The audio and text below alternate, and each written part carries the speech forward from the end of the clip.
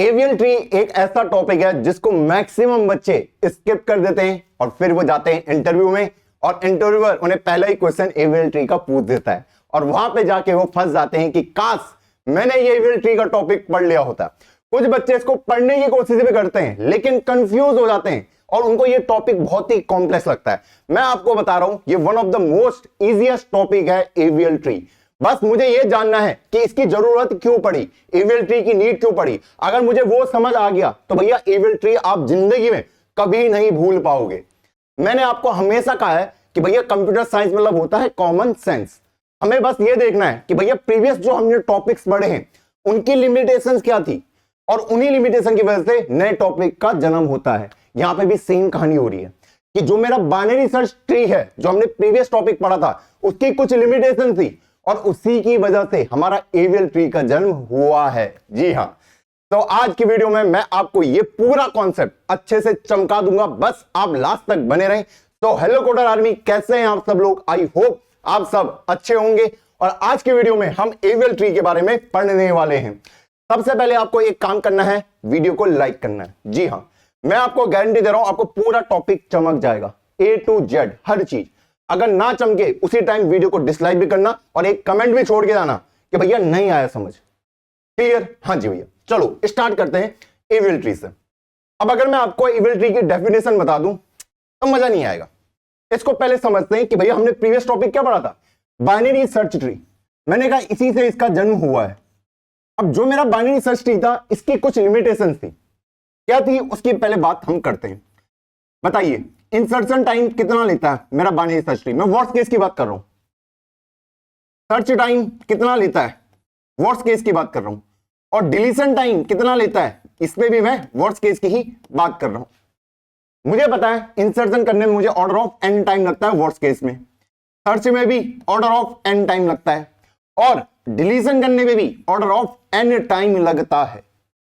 Clear है ये चीज? हाँ जी। तो अगर मैं एक ट्री को जनरेट करूं ऐसे 1 2 3 4 5, अब मान लो मुझे इसमें इंसर्ट कराना है। ये बाइनरी सर्च ट्री है ना? हाँ जी भैया, बाइनरी सर्च ट्री क्या बोलता है कि 1 से बड़े वाले इधर, छोटे वाले इधर, है ना? तो अगर मैं बोले इसमें 6 को इंसर्ट करना है तो मुझे एक एक करके सब में जाना पड़ा, लास्ट में जाके वो कनेक्ट हो रहा है। तो वर्स्ट केस मैंने ढूंढ लिया। सर्च करना है, अगर मुझे 5 को सर्च करने के लिए कहे तो मुझे पूरे ट्री को ट्रैवर्स करना पड़ रहा है और फिर जाके मैं 5 को सर्च कर पा रहा हूं। डिलीशन की बात करें कि भैया मुझे 5 को डिलीट करना है, पूरे उसमें जाना पड़ रहा है, फिर जाके मैं 5 को डिलीट कर रहा हूं। क्लियर? हाँ जी। अब अगर मैं आपसे बात करूं इस ट्री का क्रिएशन टाइम, कि ट्री को क्रिएट करने में कितना टाइम लगेगा, इसके दो लॉजिक होते हैं। अगर आपको डेटा एडवांस में दिया है, मान लो कोई एरे है वो आपको एडवांस में दे रखा है पहले से ही, और रन टाइम में दिया है, तो दोनों की टाइम कॉम्प्लेक्सिटी अलग होगी। अगर एरे मुझे एडवांस में दिया है तो मुझे n log n टाइम लगेगा बाइनरी सर्च ट्री क्रिएट करने में। अगर रन टाइम पे दे रखा है तो n स्क्वायर। भैया कंफ्यूज हो रहा है n log n स्क्वायर है क्या और रन टाइम का मतलब क्या है? मान लो उसने आपको एक एरे दे रखा है इनिशियली कि ये लीजिए महाराज, ये आपके पास एक एरे है, इससे एक बाइनरी सर्च ट्री क्रिएट करके दिखाओ। तो आप कैसे कर सकते हो, क्या लॉजिक यूज कर सकते हो? देखो अगर मुझे इससे करना है तो पहले तो मैं इसको सॉर्ट कर दूंगा। बेस्ट तरीका मैं आपको बता रहा हूं क्योंकि उसके बाद मेरे को आसान हो जाएगा। सॉर्टिंग के लिए कोई भी एल्गोरिथम यूज कर सकता हूं, मर्ज सॉर्ट कर सकता हूं, क्विक सॉर्ट, जो भी आपको अच्छा लगे। मर्ज सॉर्ट मैंने यूज किया तो n log n टाइम लगा और अब इसके बाद मैं इससे ट्री क्रिएट कर सकता हूं, बाइनरी सर्च ट्री। मुझे पता होगा ये होगा मेरा मिडिल, ऐसे करके मेरा बाइनरी सर्च ट्री क्रिएट हो गया और इसको क्रिएट करने में अब n टाइम लगेगा। आपको मिडिल लेना है, ये लेफ्ट साइड में चल जाएंगे, ये राइट साइड में चल जाएंगे। फिर यहां पे आएगा 1 इधर रहेगा, 2 किधर को चल जाएगा, राइट साइड में। सेम 4 5 कॉमा का मिडिल वाला 4 होगा तो 5 राइट साइड में, इस तरीके से। तो टोटल टाइम कॉम्प्लेक्सिटी होगी n log n plus n log n। ये है कि जब मुझे एरे एडवांस में दे रखा है, पहले ही मुझे बता रखा है कि ये लीजिए महाराज एरे और इससे आप बाइनरी सर्च ट्री क्रिएट करके दिखाओ। अब ये रन टाइम वाला क्या है? वो आपको इनपुट दे रहा है रन टाइम में, वो आपको नहीं बता रहा है कि आपका एरे का साइज इनिशियली क्या होगा, बाइनरी सर्च ट्री कैसे दिखेगा। वो बोलेगा मैं आपको एक नंबर दूंगा, उसको बाइनरी सर्च ट्री में डालो, फिर मैं आपको एक नंबर दूंगा, उसको बाइनरी सर्च ट्री में डालो, फिर मैं आपको एक नंबर दूंगा, उसको बाइनरी सर्च ट्री में डालो। एक एक करके दे रहा है। तो इस केस में मेरे टाइम कॉम्प्लेक्सिटी n स्क्वायर पहुंच जाती है। क्यों? मान लीजिए जैसे मैंने ये वाला बिल्ड किया था ना, ये वाला, मान लो सबसे पहले उसने बोला ये लीजिए 1, इससे पहले डालो, तो मैंने 1 को क्रिएट करा, फिर उसने मुझे 2 दे दिया, फिर उसने मुझे 3 दे दिया, 3 बड़ा होता है इधर कनेक्ट, फिर उसने मुझे 4 दे दिया, 4 बड़ा बड़ा बड़ा, फिर 5 दे दिया, बड़ा बड़ा बड़ा बड़ा बड़ा 5। तो देख पा रहे हो इसकी टाइम कॉम्प्लेक्सिटी कितनी जाएगी? n स्क्वायर जाएगी। 1 को डालने में 1 टाइम लगा होगा, 2 को 1 और 2, 3 को 1 2 और 3, कंपैरिजन हुआ होगा ना? हाँ जी। 4 के लिए 4 टाइम, वैसे n के लिए n टाइम। अगर इस टाइम कॉम्प्लेक्सिटी को कंक्लूड करोगे तो ऑर्डर ऑफ n स्क्वायर निकलेगा। ये चीजें क्लियर है? हाँ जी भैया, यहां तक मैंने बाइनरी सर्च ट्री अच्छे से पढ़ लिया। अगर आपने ध्यान दिया होगा कि भैया अगर मैं सर्च करने की कोशिश करता हूं बाइनरी ट्री में, मैं बाइनरी ट्री की बात कर रहा हूं, उसका भी worst case order of any होता है, वो भी एक एक करके पूरे ट्री में छानता है। तो मतलब बाइनरी सर्च ट्री का मैं उस तरीके से फायदा नहीं उठा पाया। अगर वो मुझे डिलीशन के लिए भी कहता है तो वहां पे भी ऑर्डर ऑफ एन टाइम ही लगता है, क्योंकि पहले उस नोड को ढूंढो, डिलीट करो और फिर अपना काम कंप्लीट। और यहां पे भी सेम काम लग रहा है। तो क्यों ना इसको ऑप्टिमाइज किया जाए? क्या किया जाए? ऑप्टिमाइज। अगर मैं अपने डेटा को सॉर्टेड फॉर्म में लिख रहा हूं ना, जब हम एरे लेते थे, अब मैं एरे मेरे को अनसॉर्टेड फॉर्म में दे रखा है, अनसॉर्टेड ऑर्डर में, तो मुझे किसी एलिमेंट को फाइंड करना है, तो वर्स्ट केस में कितना टाइम लगता था? एरे की बात कर रहा हूं, ऑर्डर ऑफ एन लगता था। हाँ जी। और वहीं अगर मुझे एरे सॉर्टेड फॉर्म में दे रखा है तो फिर मुझे कितना टाइम लगता था किसी को सर्च करने में? Log n time. हाँ जी भैया, एरे में। तो मैंने कहा वो बाइनरी ट्री के साथ क्यों नहीं हो रहा? जो मैं बाइनरी सर्च ट्री जब मैं यूज कर रहा हूं तो उसमें searching order of n time क्यों जा रहा है? क्योंकि वो एक साइड को ग्रो हो रहा है, एक एक करके मुझे सारे एलिमेंट को ढूंढना पड़ रहा है वर्स्ट केस में, और इसी चीज को मुझे सही करना था। एविल ट्री ने क्या किया कि भैया आप तीनों को ही मैं लॉग एन टाइम में कंप्लीट कर दूंगा, तीनों को ही। इंसर्शन की बात करो, सर्च की बात करो, डिलीट की बात करो, मैं तीनों को लॉग एन टाइम में कंप्लीट करके दिखाऊंगा। तभी तो मैं बाइनरी सर्च ट्री का अच्छे से यूज करूंगा, और यहीं से मेरा एविल ट्री का टॉपिक का जन्म होता है। वो इन तीनों को ही इस टाइम कॉम्प्लेक्सिटी में लेके आ जाता है। और कैसे लाता है? आपके दिमाग में क्वेश्चन आ रहा होगा। मैं क्या कह रहा हूं, एविल जो ट्री है वो इन तीनों को इस टाइम पे कंप्लीट करवा देता है। जब मैंने बाइनरी सर्च ट्री यूज किया, बाइनरी ट्री से बाइनरी सर्च ट्री आया, तो मुझे लगा थोड़ा बहुत इंप्रूवमेंट आएगा, लेकिन जब मैं वर्स्ट केस की बात कर रहा हूं वहां पे कुछ इंप्रूवमेंट नहीं है। सर्च में उसमें भी ऑर्डर ऑफ एन लग रहा है, बाइनरी ट्री में भी एन ही लग रहा है, लेकिन उसको फर्दर और इंप्रूव करना था कि कैसे करूं, और वहीं पे हमारा एविल ट्री का काम शुरू होता है। मान लीजिए मेरे पास ये दो बाइनरी सर्च ट्री गिवन है, दोनों ही बाइनरी सर्च ट्री आपको दिख रहे हैं? हाँ जी भैया दिख रहे हैं।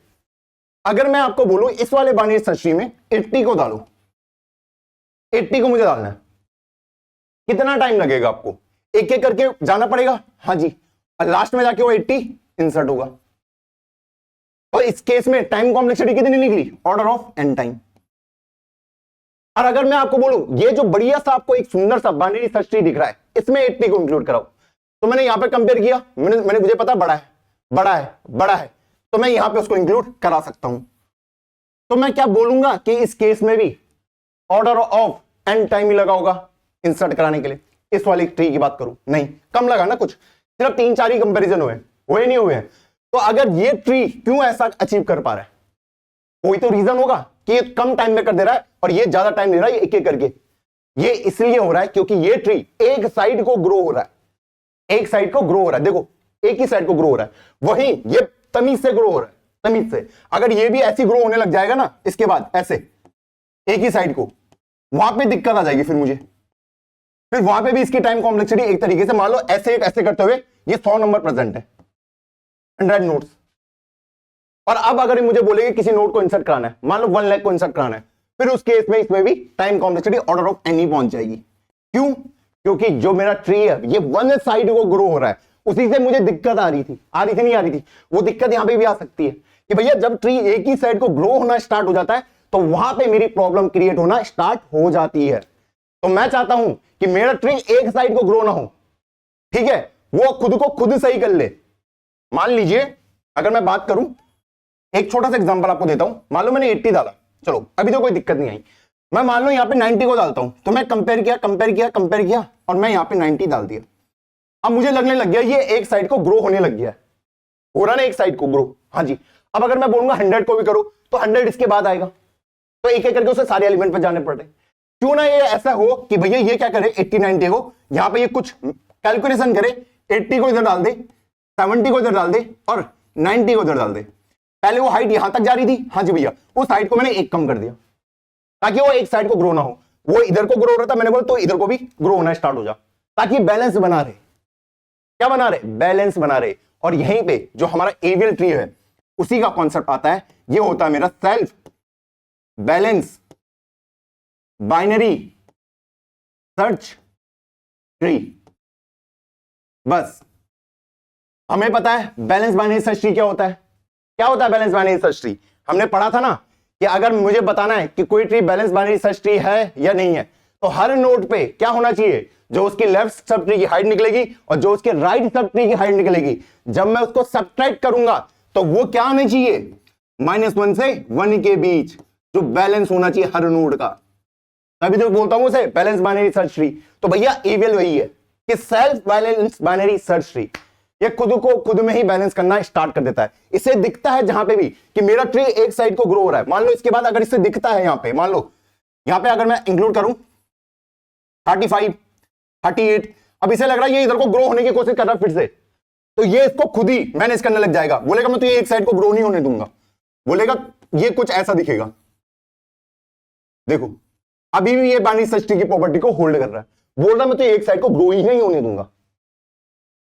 बस यही लॉजिक है, यही लॉजिक है किसका? मेरे एवियल का। ये ट्री को एक साइड में ग्रो नहीं होने देगा। अगर एक साइड में ग्रो होने लग जाएगा तो मेरी टाइम कॉम्प्लेक्सिटी इंक्रीज हो जाएगी, भले ही वो सर्च हो, भले ही इंसर्ट हो, भले ही डिलीट हो। क्लियर है? हाँ जी। आप खुद सोचो ना, अगर ये इसकी हाइट एक ही साइड बढ़ती जाएगी तो गलत नहीं है? हाँ जी। तो उसका यूज केस क्या है? तो ये खुद को खुद बैलेंस करने लग जाता है, ये नोड को इधर उधर घुमा के खुद को बैलेंस कर देता है। बस इतना ही है। आई होप आपको यहां तक ये टॉपिक अच्छे से चमक गया होगा। अभी थोड़ा और केस देखेंगे, ठीक है? अभी हमारा एवियल खत्म नहीं हुआ है। अभी मैंने आपको मोटा मोटा बताया कि एवियल की नीड क्यों पड़ी। एवियल की नीड क्यों पड़ी? क्योंकि ये self balance binary search tree होता है, जिसमें हर नोड की अगर मैं बात करूं, मैं देखूंगा कि क्या ये नोड बैलेंस है। कैसे पता चलेगा नोड बैलेंस है? ये राइट सब ट्री की हाइट निकालेगा 1 2 3, लेफ्ट सब ट्री की हाइट निकालेगा 1 2 3, तो 3 में से 3 गया, क्या आया? 0। तो यहां पे ये बैलेंस है। फिर ये यहां पे चेक करेगा कि महाराज आप बैलेंस है, तो ये देखेगा 1 1 2, तो 1 - 2 कितना होता है? -1। तो ये भी बैलेंस है, मतलब इसके बीच में उसकी बैलेंसिंग आनी चाहिए। अब मान लो जैसे एक काम करता हूं, हाँ, जैसे ये 37 है और उसके बाद मैं 38 को यहां पे लिख देता हूं और फिर मैं 39 को लिख देता हूं। क्लियर? हाँ जी। तो मैं देख पा रहा हूं इसमें नोड मेरे क्या नहीं है? बैलेंस वे में नहीं है। क्यों? अगर मैं इस नोड की बैलेंसिंग की बात करूं, इधर को तो 2 हाइट का है लेकिन इधर को 0 हाइट का है, तो मुझे इस बैलेंस को सही करना पड़ेगा। तो उसी केस में उसको कन्वर्ट करके ऐसा लिख देता है कि 38, 39 और 37, बस यही है उन नोड को काट के। अब मैं देखूंगा क्या ये वाला नोड बैलेंस है, तो मैं देखूंगा 1 2 और इधर 1, बिल्कुल सही है। इस 20 की बात करूंगा कि भैया ये देखेगा 1 2 3 और इधर 1, तो ये वाला नोड अब अनबैलेंस हो चुका है। तो इस नोड को भी मुझे बैलेंस करना पड़ेगा। जो भी नोड मेरे अनबैलेंस रहते हैं उनको मुझे बैलेंस वे में करना पड़ता है। बस यही एवियल ट्री का काम है। अब हम चलते हैं अपने छोटे एग्जांपल की ओर और वहां से एवियल ट्री को और बेटर वे में समझने की कोशिश करते हैं। मान लीजिए आपको 3 नंबर इनपुट में गिवन है।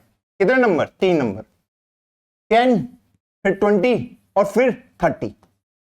इससे आपने ट्री क्रिएट किया, पहले 10 आया, फिर 20 और फिर 30।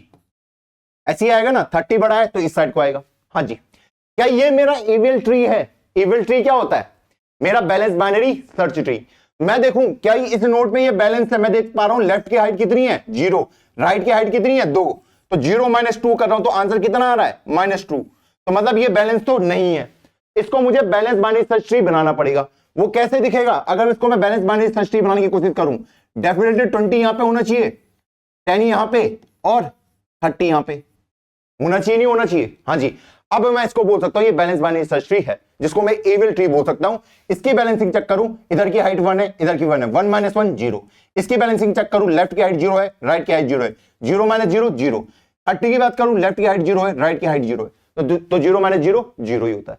तो ये हर जगह पे बैलेंस है। बैलेंसिंग के लिए क्या चेक करना है? क्यों? -1 से 1 के बीच होना चाहिए कि लेफ्ट की जो हाइट है, राइट की जो हाइट है, जब उनको मैं सब्ट्रैक्ट करूंगा तो -1 से 1 के बीच आनी चाहिए।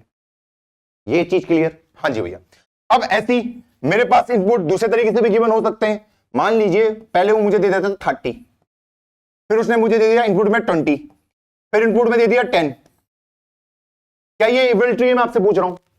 ये भी केस बन सकता है। हाँ जी, तो भैया इसको इविल ट्री में कैसे कन्वर्ट हो गए? बोल सकता हूं कि भैया 20 इधर होना चाहिए, 30 इधर और 10 इधर। बिल्कुल बेसिक है, मुझे पता है इस नोट में ये क्या है, अनबैलेंस है। ये ऐसा तो नहीं रह सकता एवीएल। इसको कैसे कन्वर्ट होना पड़ेगा? ऐसे में कन्वर्ट होना पड़ेगा, इस वाले फॉर्म में। क्लियर? हाँ जी, मैं देखूंगा लेफ्ट की हाइट 2 है, राइट की हाइट 0 है, 2 - 0 2 आ रहा है। चलिए, और अगर मुझे इनपुट इस तरीके से गिवन है कि सबसे पहले मुझे 30 दे दिया, फिर मुझे 10 दे दिया और फिर मुझे 20 दे दिया, क्या ये बैलेंस है? क्या ये इविल ट्री मैं इसको बोल सकता हूं? नहीं भैया। क्यों?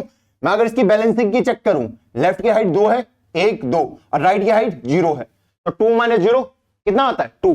तो मतलब ये बैलेंस नहीं है, इसको मुझे कन्वर्ट करना पड़ेगा बैलेंस में। तो कैसे दिखेगा? ये 20 यहां पे आना चाहिए, 30 इधर आना चाहिए और 10 इधर आना चाहिए। आना चाहिए नहीं आना चाहिए? हाँ जी भैया।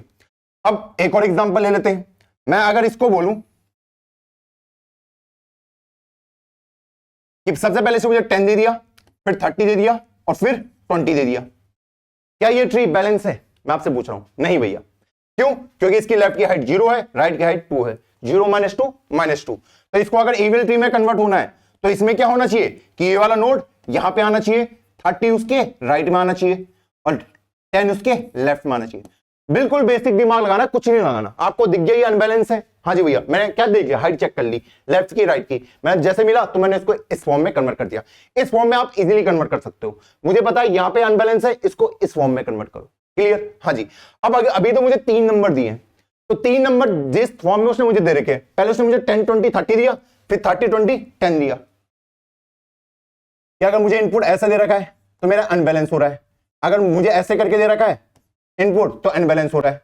30 10 20 दे रखा है फिर भी मेरा अनबैलेंस हो रहा है।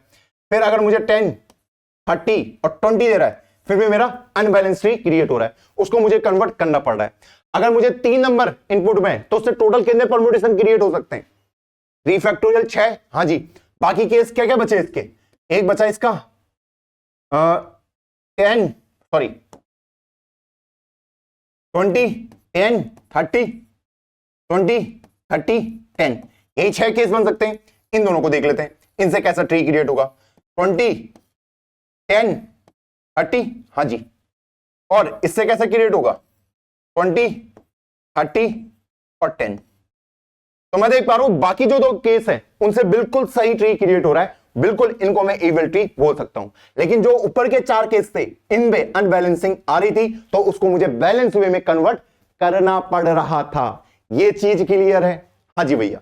ये ऐसे करके अगर अनबैलेंसिंग हो तो मैं कैसे करूंगा? देखो, जब इस तरीके की होगी 30 10 20, सबसे पहले जो सबसे नीचे नोड है उसको यहां पे रखो। हाँ जी। इस 10 को जो मिडिल में उसको लेफ्ट में लाओ और जो सबसे ऊपर है उसको राइट में लेके जाओ। जब इस तरीके की होगी, जो सबसे नीचे है उसको इधर रखो, जो बीच में है उसको राइट में डालो और जो ये है इसको लेफ्ट में डालो। क्लियर? हाँ जी। अगला केस क्या बन सकता है? अगर मुझे पास ऐसे करके अनबैलेंसिंग है तो भैया इसमें कुछ नहीं करना, जो ये टॉप वाला है इसको कहां डाल दो? लेफ्ट में डाल दो। इस टाइप की है जो टॉप वाला है उसको राइट में डाल दो। बस इस तरीके से मैं बैलेंस कर दे रहा हूं। ये 4 ही केस आपके बनने वाले, बाकी इनके अलावा आपका कोई केस नहीं बनेगा जहां पे आपका अनबैलेंस होगा। क्लियर? हाँ जी। तो चलो एक एग्जांपल की मदद से इसको समझने की कोशिश करते हैं। मान लीजिए थोड़ा सा एक बड़ा सा एग्जांपल लेता हूं। मैं जानता हूं आप में से कुछ बच्चों ने ईवीएल का टॉपिक पहले भी पढ़ा है, आप बोलोगे भैया रोटेशन वगैरह भी तो बताओ। देखो रोटेशन थोड़ा सा कंफ्यूजिंग होता है, अभी वो भी बताऊंगा, डरो मत। क्लियर? हाँ जी। देखो ये ट्री है आपका, ये इस तरीके से बिल्ड हो रखा है।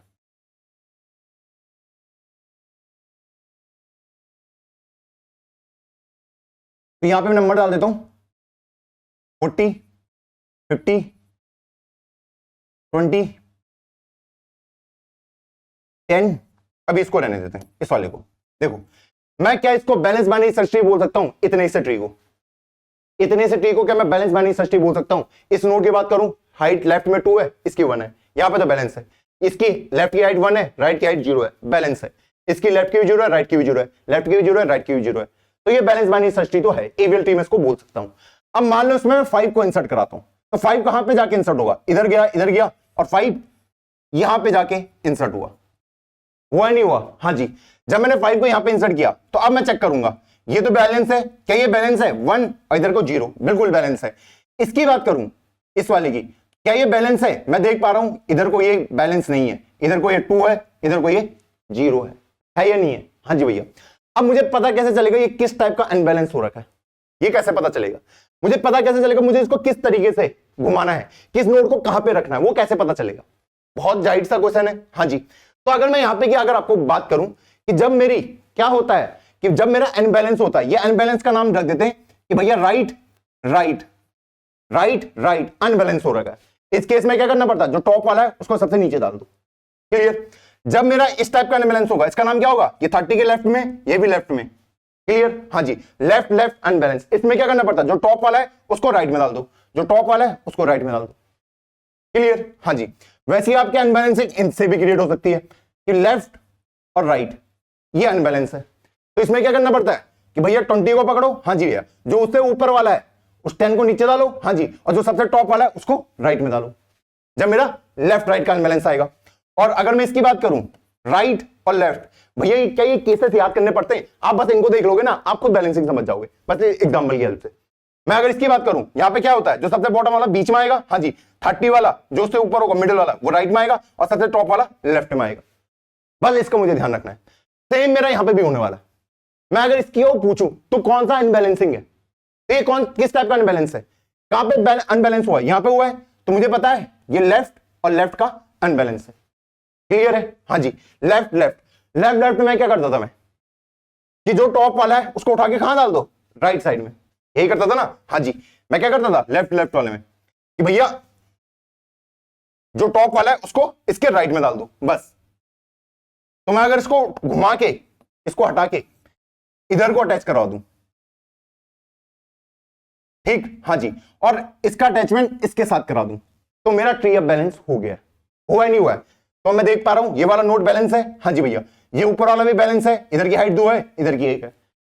बस ये मुझे करना है। तो मैंने क्या करा, इस नोड को उठा के इसके राइट में डाल दिया बस, और इसको इसके साथ अटैच कर दिया, ना कि इसके साथ। क्लियर ये चीज? हाँ जी। तो भैया मैंने क्या किया, जब ये बैलेंस था तो मैंने इसको उठा के इसके राइट में डाल दिया और इसको इसके साथ अटैच करा दिया, बस। ऐसे ही केस बनते हैं, बाकी कुछ नहीं है, कोई रॉकेट साइंस नहीं है। अब ये तो लेफ्ट लेफ्ट वाला देख लिया, बाकी भी देख लेते हैं। मान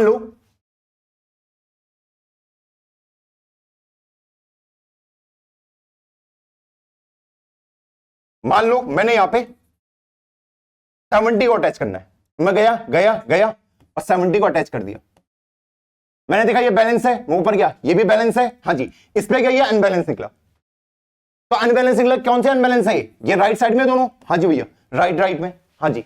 तो यहां पे मुझे कौन सा रोटेशन लगाना पड़ेगा? बताइए क्या करना पड़ेगा जब मेरा राइट राइट वाला निकलता है, राइट राइट वाला, कि यहां पे जो नोड रखा है उसको कहां ले आओ? नीचे ले आओ बस। कि जो ये नोड रखा है इसको कहां ले आओ? इसके लेफ्ट में ले आओ, इसको नीचे ले आओ लेफ्ट में। तो ये कैसा आएगा? मैं बोलूंगा अपना कनेक्शन काट और अपना कनेक्शन यहां डाल दे।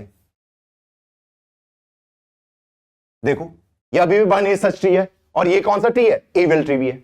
इसको काटा, इधर लगाया, इसको इसके साथ कनेक्ट कर दिया, बात खत्म, बैलेंस हो गया। तो ये बैलेंस है, ये भी बैलेंस है, इधर की हाइट 2 है, इधर की 1 है। कोई दिक्कत आई यहां पे? नहीं भैया, यहां पे कोई भी दिक्कत नहीं आई। अब अगला एग्जांपल देखते हैं। मान लीजिए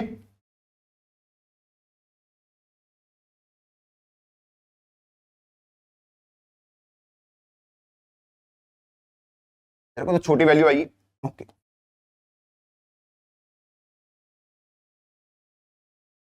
मान लो मैं यहां पे 10 को, किसको, 10 नहीं 25 को इंसर्ट कराना है, किसको? 25 को। तो 25 कैसे इंसर्ट होगा? यहां पे देखेगा, फिर यहां आएगा, यहां आएगा और राइट साइड में चला जाएगा। क्लियर है? यहां पे अटैच हो गया। मुझे पता ये बैलेंस है, हाँ जी भैया, मुझे पता ये बैलेंस है, हाँ जी।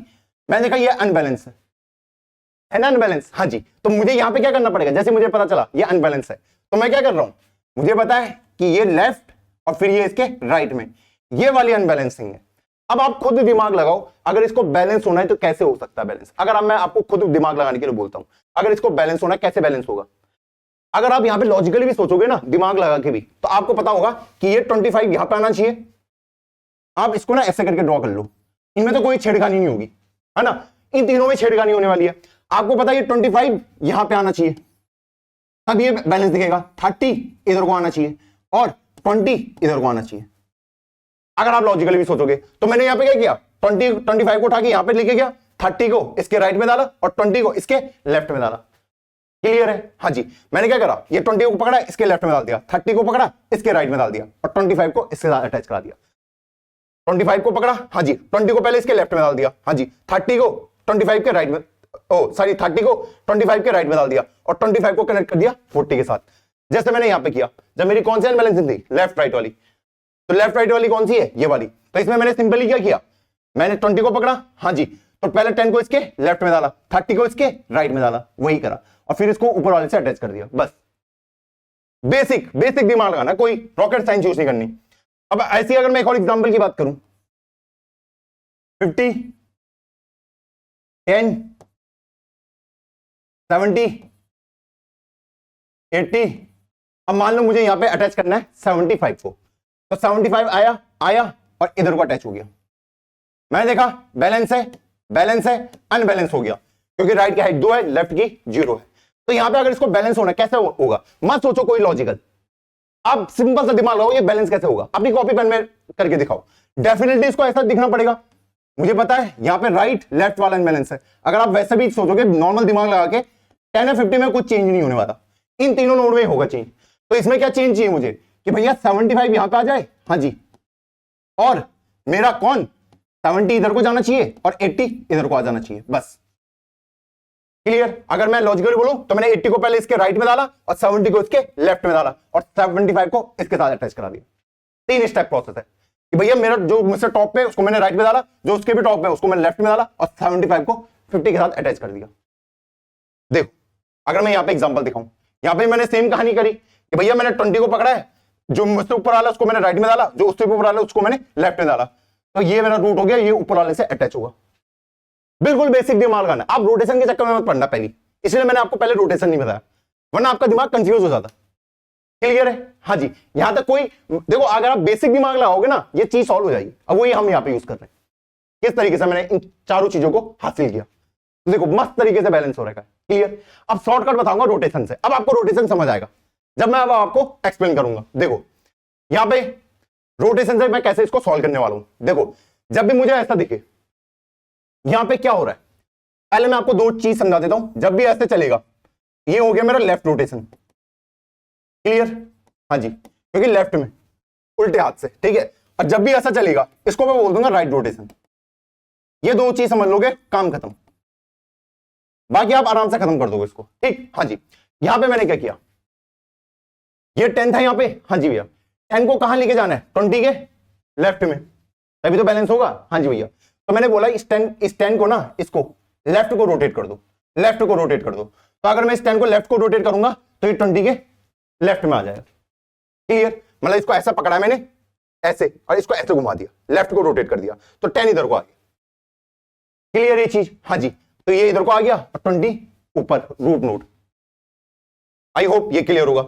अब अगर इसकी बात करूं, इस एग्जांपल की, ठीक, जब मेरा लेफ्ट लेफ्ट रोटेशन है, मुझे पता 30 मेरा नीचे आना चाहिए, तो यहां पे मुझे क्या करना पड़ेगा, इसको पकड़ा, 30 को नीचे को डाल दिया, इसको राइट को रोटेट कर रहा हूं, किधर को, राइट डायरेक्शन में। अब इन रोटेशन का ना फंक्शन लिखने वाला हूं, इसलिए मैंने आपको इसको समझा रहा हूं, ताकि मेरा कोड कम कॉम्प्लेक्स दिखे। आप वैसे भी बना सकते हैं एक एक करके, एक एक करके, पर रोटेशन से कोड थोड़ा सिंपल हो जाता है। मुझे बस ये देखना है यहाँ पे कौन सा रोटेशन लगने वाला है, ठीक। मैंने देखा यहाँ पे लेफ्ट लेफ्ट वाली दिक्कत थी, हाँ जी, तो इस नोट पे पकड़ो और इसको राइट को रोटेट कर दो। राइट को रोटेट करने का मतलब इसको पकड़ के इसके राइट पे लियो, बस, बाकी नॉर्मल। क्लियर है यहां तक? हाँ जी, तो इसको ना एग्जांपल से देख लेते हैं। 30, 50, 20, 10। अब मान लो मुझे 5 को अटैच करना है, मैं आया आया आया, अभी तक तो बैलेंस था 5, ठीक। हाँ जी भैया, अब यहां पे क्या होगा उसको समझो। बैलेंस है अनबैलेंस है, left left left unbalance. Clear? हाँ जी, यहां पे आपको सिंपल सा पता है कि इस 20 को नीचे आना पड़ेगा, अगर आप देखोगे आंखों से, ठीक है। मुझे यहां पे पता चल चुका है जब लेफ्ट लेफ्ट वाला होगा तो मुझे इसको राइट को रोटेट करना पड़ता है, किधर को, राइट साइड को, ठीक। हाँ जी, मैंने देखा था ना, राइट साइड को रोटेट कर रहा था, राइट साइड को, तो ये 30 कहां जाएगा, 20 के राइट में। तो लीजिए इसको मैं 10 के राइट में ले आऊंगा, ठीक, और ये वाला ऊपर वाले से अटैच हो जाएगा। क्लियर? हाँ जी, कि भैया मैं नीचे आ चुका हूं और इसको ऊपर वाले के साथ अटैच करवा दो बस। अगला क्या क्या होगा? अगर मैं नेक्स्ट एग्जांपल की बात करूं, कि नेक्स्ट एग्जांपल मेरा क्या था, 40 राइट राइट वाला, 50 60 और 20। मान लो मुझे 70 को डालना है, तो मुझे पता 70 यहां पे अटैच होगा, बैलेंस है अनबैलेंस हो गया इस नोड पे, इधर को 2 है इधर को 0 है, तो यहां पे कौन सा आया है? राइट राइट वाला। जब भी राइट राइट वाला आता है तो मुझे क्या करना पड़ता है? 5 को तोड़ के नीचे को लेके आओ बस, ठीक। तो इसको मैंने लेफ्ट साइड को रोटेट कर दिया। जब भी आपका राइट राइट होगा तो लेफ्ट साइड को रोटेशन, तो ये कन्वर्ट हो गया, ऐसा दिखेगा कि 50 को तोड़ के मैं 60 के उसमें ले आया ऐसे, और 70 यहीं रहा, हाँ जी, और ये इसके साथ अटैच हो गया कि भैया ये अब मेरा रूट नोड है, ये ऊपर वाले के साथ अटैच होगा। पहले ये था तो अब ये 60 ऊपर वाले के साथ अटैच हो जाएगा। क्लियर? हाँ जी। अब हम बाकी पे चलते हैं। ये दो एग्जांपल हमने समझ लिए कि भैया लेफ्ट रोटेट राइट रोटेट हमें कैसे करना है, ठीक है। जब भी आपका राइट राइट होगा तो आपको टॉप वाले को लेफ्ट को रोटेट कर देना है। जब भी आपका लेफ्ट लेफ्ट होगा, सॉरी, जब आपका राइट राइट होगा तो आपको लेफ्ट रोटेशन करना है, जब आपका लेफ्ट लेफ्ट होगा तो आपको राइट रोटेशन करना है। क्लियर? अब बाकी दो एग्जांपल को समझते हैं, वहां पे किस टाइप की रोटेशन हम कर रहे होंगे। अगर मैं इसकी बात करूं, किसकी? इस वाले की, ये कैसे होगा सॉल्व? मुझे पता है, अगर मैं ध्यान से आपको देखने की बात करूं, ये सबसे पहले ये 10 इसके लेफ्ट में जोड़ा है, वहीं जोड़ा है ना, तो मैं बोल सकता हूं एक लेफ्ट रोटेशन यहां पे हुआ होगा, तभी तो 20 के सामने जोड़ा होगा। अगर मैं सिंपली आपको बोलूं कि 10 को मैंने लेफ्ट को रोटेट कर दिया, सिर्फ 10 को, ठीक है, तो जब वो रोटेट होता है तो 20 के नीचे जुड़ जाएगा। हाँ जी, तो एक स्टेप में ये ऐसा दिखेगा कि 20, हाँ जी, तो 10 रोटेट हुआ है इधर को, लेफ्ट साइड को। क्लियर? हाँ जी, ये तो नीचे को आ गया तो ये ऊपर वाले के साथ अटैच हो जाएगा। क्लियर? हाँ जी। अब ये कैसा वाला हो गया? Left left. अब मुझे सिंपल यहां पे एक राइट रोटेशन करना है कि भैया एक राइट रोटेशन कर दो तो ये इसमें कन्वर्ट हो जाएगा। तो यहां पे एक राइट रोटेशन और एक लेफ्ट रोटेशन, दो स्टेप में ये प्रॉब्लम सॉल्व कर दी। ये चीज क्लियर है? देखो यहां पे मैंने क्या किया था, ध्यान से समझना। यहां पे जब मैं कर रहा था रोटेशन, मैंने इस नोड को पकड़ा, हाँ जी, और इसको तोड़ के नीचे को लिया, ये तो करा कि इसको लेफ्ट को रोटेट कर दो, हाँ जी, तो ये 10 नीचे को आ गया, 20 वाला ऊपर वाले के साथ अटैच होगा, जो भी 10 के ऊपर अटैच रहा होगा। क्लियर? हाँ जी। अगर इसकी बात करूं, मैंने यहां पे क्या किया, यहां पे लेफ्ट लेफ्ट था, 30 को तोड़ के 20 के राइट पे लिया, हाँ जी, अब 30 से जो कनेक्टेड होगा 20 से कनेक्ट हो जाएगा। क्लियर? जैसे मैंने यहां पे करा था कि जैसे मैंने देखा यहां पे मेरा राइट राइट था, ठीक है, तो मुझे जब मैंने राइट राइट देखा तो मुझे क्या पता है, इसको मुझे कहां को घुमाना है? लेफ्ट को, तो ये लेफ्ट में लिया है मैं उसको, हाँ जी, तो जो 50 से ऊपर कनेक्टेड था वो 60 से कनेक्ट हो जाएगा। जिस नोड को मैंने पकड़ा है उसको उस डायरेक्शन में घुमा दो और उसके ऊपर वाले को उससे कनेक्ट कर दो। सेम मैंने यहां पे फॉलो किया, सेम स्ट्रेटजी। इसको मैंने कहां करना था? इसके लेफ्ट में डालना था, 20 के, है ना, तो 10 को मैंने 20 के लेफ्ट में डाल दिया, हाँ जी, और जिससे 10 कनेक्ट था उसको मैंने उससे कनेक्ट करवा दिया 20 को। क्लियर? हाँ जी, मैंने इसको क्या करा, लेफ्ट को घुमाया, इधर को आ गया, 10 जिससे कनेक्ट था 30 उससे कनेक्ट हो जाएगा। क्लियर? और सेकंड स्टेप में अब मुझे पता है मुझे राइट रोटेशन करना है इस नोड पे, तो यहां पे इसको पकड़ा और राइट में घुमा दिया, बस। सेम कहानी यहां पे भी फॉलो होगी कि जब मेरा राइट लेफ्ट क्या होगा, रोटेशन होगा। यहां पे क्या करना है, सबसे पहले मुझे पता है कि 20 30 से कनेक्टेड है, तो सबसे पहले 30 वाले को 20 के राइट में ले आओ, आ गया, तो 20 30 को पकड़ा, राइट को घुमा दिया, तो ये 30 इधर को आ जाएगा। अब 30 जिससे कनेक्ट था उससे अब 20 कनेक्ट हो जाएगा। क्लियर? अब ये कैसा रोटेशन बन चुका है? Right right. अब यहां पे सिंपली एक और रोटेशन मुझे करना है, वो कौन सा हो जाएगा, जब राइट राइट होता तो इसको लेफ्ट में घुमा दो, तो दो स्टेप में मेरा प्रोसेस खत्म हो गई, लेफ्ट रोटेशन, और यहां पे मैंने कौन सा रोटेशन फॉलो किया था, राइट रोटेशन, दो स्टेप में। क्लियर ये चीज? हाँ जी। अब यहां पे मैंने राइट में रोटेट किसको किया, इस 30 वाले को किया, ठीक है, जो मिडिल वाला होगा। यहां पे मैंने लेफ्ट में रोटेट किसका किया, जो मेरा टॉप वाला होगा। इसको ध्यान देना कि किसको रोटेट कर रहा हूं। यहां पे अगर मैं आपसे बात करूं, यहां पे मैंने रोटेट किसको किया था, पहले मैंने लेफ्ट रोटेट किया था ना, तो जो मिडिल वाला होगा उसको लेफ्ट रोटेट करो, इसको लेफ्ट में रोटेट करो, और 20 30 से अटैच हो जाएगा, और फिर राइट को रोटेट करो, किसको, टॉप वाले को। ये बहुत इंपॉर्टेंट है, समझ लेना। यहां पे की अगर बात करूं इस एग्जांपल की, यहां पे मैंने किसको करा था रोटेट, टॉप वाले को, ठीक। जब मेरा राइट राइट आता है तो भैया लेफ्ट रोटेट कर दो, किसको, टॉप वाले को, और यहां पे राइट रोटेट कर दो टॉप वाले को, बस। यही आपके 4 स्टेप होने वाले हैं रोटेशन के। क्लियर ये चीज? हाँ जी भैया, ये चीज मुझे अच्छे से क्लियर है। तो इसको एक स्टेटमेंट में लिख सकता हूं। ये रोटेशन आई होप आपको समझ आ गया होगा किस तरीके से मेरी अटैचमेंट चल रही है, कैसे मेरे नोड अटैच हो रहे हैं, है ना। हाँ जी, ऐसे समझते हैं इनको। अब देखो यहां पे उनके चारों केस लिख देता हूं।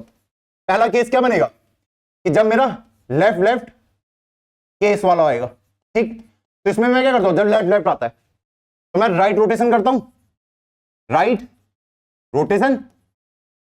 इसको रटने की जरूरत नहीं, मैं भी नहीं रटता, ठीक। ये 3 एग्जांपल पकड़े और इससे आंसर निकल जाता है। अब किसको करना है, टॉप वाले को। सेकंड केस बनेगा मेरा किसका, जब राइट राइट वाला केस बनता है। इसमें क्या करना पड़ेगा, जब राइट राइट वाला केस बनेगा तो मुझे लेफ्ट रोटेशन करना पड़ता है। किसको, टॉप वाले को पकड़ के। क्लियर? हाँ जी। थर्ड केस कि भैया मेरा बना है लेफ्ट राइट केस, तो इसमें 2 स्टेप में प्रॉब्लम सॉल्व होती है। जब मेरा लेफ्ट राइट वाला बनता है, देख लेते हैं। लेफ्ट राइट वाला, लेफ्ट राइट, तो इसमें सबसे पहले लेफ्ट रोटेशन होगा फिर राइट रोटेशन होगा, बस। तो सबसे पहले लेफ्ट रोटेशन, जैसा नाम है वही लेफ्ट रोटेशन। किसको, मिडिल वाले को। और फिर राइट रोटेशन, किसको, टॉप वाले को। और लास्ट केस बनता है मेरा fourth, right left case. Right left case में क्या होगा, पहले राइट रोटेशन होगा मिडिल वाले का, यही बनते केस। और फिर लेफ्ट रोटेशन होगा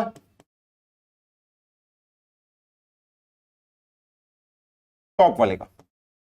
तो मैं देख सकता हूं जब भी लेफ्ट लेफ्ट आएगा या राइट राइट आएगा, उसका अपोजिट वाला रोटेशन होगा, ठीक है। लेफ्ट लेफ्ट में राइट हो रहा था, राइट राइट में क्या हो रहा था, लेफ्ट रोटेशन। लेकिन जब अपोजिट पोलैरिटी वाले आते हैं, एक लेफ्ट एक राइट, तो रोटेशन भी उसी ऑर्डर में होगा, पहले लेफ्ट का रोटेशन फिर राइट का रोटेशन। तो पहले मिडिल वाला फिर टॉप वाला। राइट लेफ्ट है तो पहले right rotation, left rotation, middle, top. यही आपके केस बनने वाले। क्लियर है इस चीज? हाँ जी। अब इसको मैं कोड में कन्वर्ट कर सकता हूं, इसलिए ये इंपॉर्टेंट है। ये जो स्टेप है ये इसीलिए इंपॉर्टेंट है। अब एक बढ़िया सा एग्जांपल लेते हैं और वहां पे इसको और अच्छे से समझने की कोशिश करते हैं। अभी हमने बहुत सारे एज केसेस नहीं लिए हैं। देखो अभी क्या क्या एज केस मेरा छूट चुका है, उसकी अभी हम बात करते हैं। मान लीजिए आपके पास एक नोड है ये, एक नोड है ये, और एक नोड है आपका ये। क्लियर? हाँ जी। यहां पे ये अनबैलेंस हो गया, मान लो यहां पे ये अनबैलेंस हो गया, ठीक। हाँ जी। मान लो इधर को भी इसके कुछ नोड्स कनेक्टेड थे, इनको T1 मान लेता हूं। हाँ ठीक। इसके भी इधर को कुछ नोड कनेक्टेड थे, उनको T2 मान लेता हूं। और इसके भी कुछ नोड कनेक्टेड थे, उनको मैं T3 मान लेता हूं। और इसको मैं T4 मान लेता हूं। क्लियर? हाँ जी। और मान लो ये ऊपर भी अटैच था इसी से, ठीक। हाँ जी। अब अगर मैं इनकी बात करूं A, B और C, मान लो इसमें लेफ्ट लेफ्ट वाला केस आया, लेफ्ट लेफ्ट वाला केस आया। जब लेफ्ट लेफ्ट वाला केस आता है तो मैं इसको कन्वर्ट कैसे करता हूं? मेरे पास सिंपल होता है कि भैया जब लेफ्ट लेफ्ट वाला केस आता है इसको राइट को रोटेट करना होता है, ठीक है। अगर इसको मैं टॉप नोड बोल दूं, ठीक है, तो ये कैसे दिखेगा? मुझे पता है पहले B बीच में आएगा, हाँ जी, A उसके राइट में आएगा, हाँ जी भैया, यही तो होगा, हाँ जी, और C मेरा इधर को आएगा। इसमें तो कोई गड़बड़ नहीं है, हाँ जी। अब T4 T3 का क्या होगा? T4 तो इसके साथ ही अटैच रहेगा, हाँ जी, और T3 तो इसी के साथ अटैच रहेगा, ओके। और ये B ऊपर वाले के साथ अटैच रहता है, ठीक। A की बात करूं, A के राइट में T1 था, वो तो वैसे ही अटैच है। अब कौन कौन बच गए जो भी अटैचमेंट में नहीं गए? T1 के लिए सॉल्व कर चुका हूं, T4 के लिए सही है, T3 के लिए सही है। ये T2 कहां जाएगा? क्योंकि कुछ नोड अटैच हो सकते हैं ना, हाँ जी, ये कहां जाएगा? मुझे पता है ये जो T2 है, T2 मतलब ट्री है ये पूरा, ठीक है। जो ये T2 है ये किससे, ये B से बड़ा है, तो आपको ऐसे देखना है, B से बड़ा है, हाँ जी भैया, और लेकिन A से छोटा है, तो वो T2 यहां अटैच होगा। ये T2 की बात करूं, A से तो छोटा है ना, हाँ जी भैया, लेकिन B से बड़ा है, तो B से तो बड़ा है, हाँ जी, तो इधर को आएगा। A से छोटा है तो T2 इधर को अटैच हो गया। बस ये केसेस आपको देखना है। क्लियर ये चीज? हाँ जी। तो इस तरीके से अटैचमेंट हो जाएगी। कोई दिक्कत आई यहाँ पे? नहीं भैया, यहाँ पे कोई भी दिक्कत नहीं आई। मैंने यहाँ पे सिंपली क्या किया, जब भी मैं रोटेशन कर रहा हूं तो मुझे इन एज केसेस का भी ध्यान देना है, ठीक। हाँ जी। किस केस के लिए ध्यान देना है भैया, जब मैं ये रोटेशन कर रहा हूं लेफ्ट लेफ्ट वाला, ठीक है, लेफ्ट वाला, तो यहाँ सॉरी ये लेफ्ट लेफ्ट वाला था, जब मैं राइट रोटेशन कर रहा हूं तो राइट रोटेशन करते टाइम मुझे ध्यान देना है कि जो ये नीचे वाला है, जब मैं इसका राइट रोटेशन करूंगा, जो इसका नीचे वाला है, जो इसका राइट नोड है, इसको अटैच करवाना है कहां पे, मेरे ए के लेफ्ट में। बस इसका मुझे ध्यान देना है। इस केस में जब भी मेरा कौन सा रोटेशन होगा, राइट रोटेशन होगा, बस इस चीज का ध्यान देना है। राइट रोटेशन में जो बी होगा, बी का लेफ्ट चाइल्ड, उसको किसमें बनाना है, ए के सॉरी बी का राइट चाइल्ड होगा, बी का जो राइट चाइल्ड होगा उसको कहां कन्वर्ट करके डालना है, उसको डालना है ए के लेफ्ट चाइल्ड में।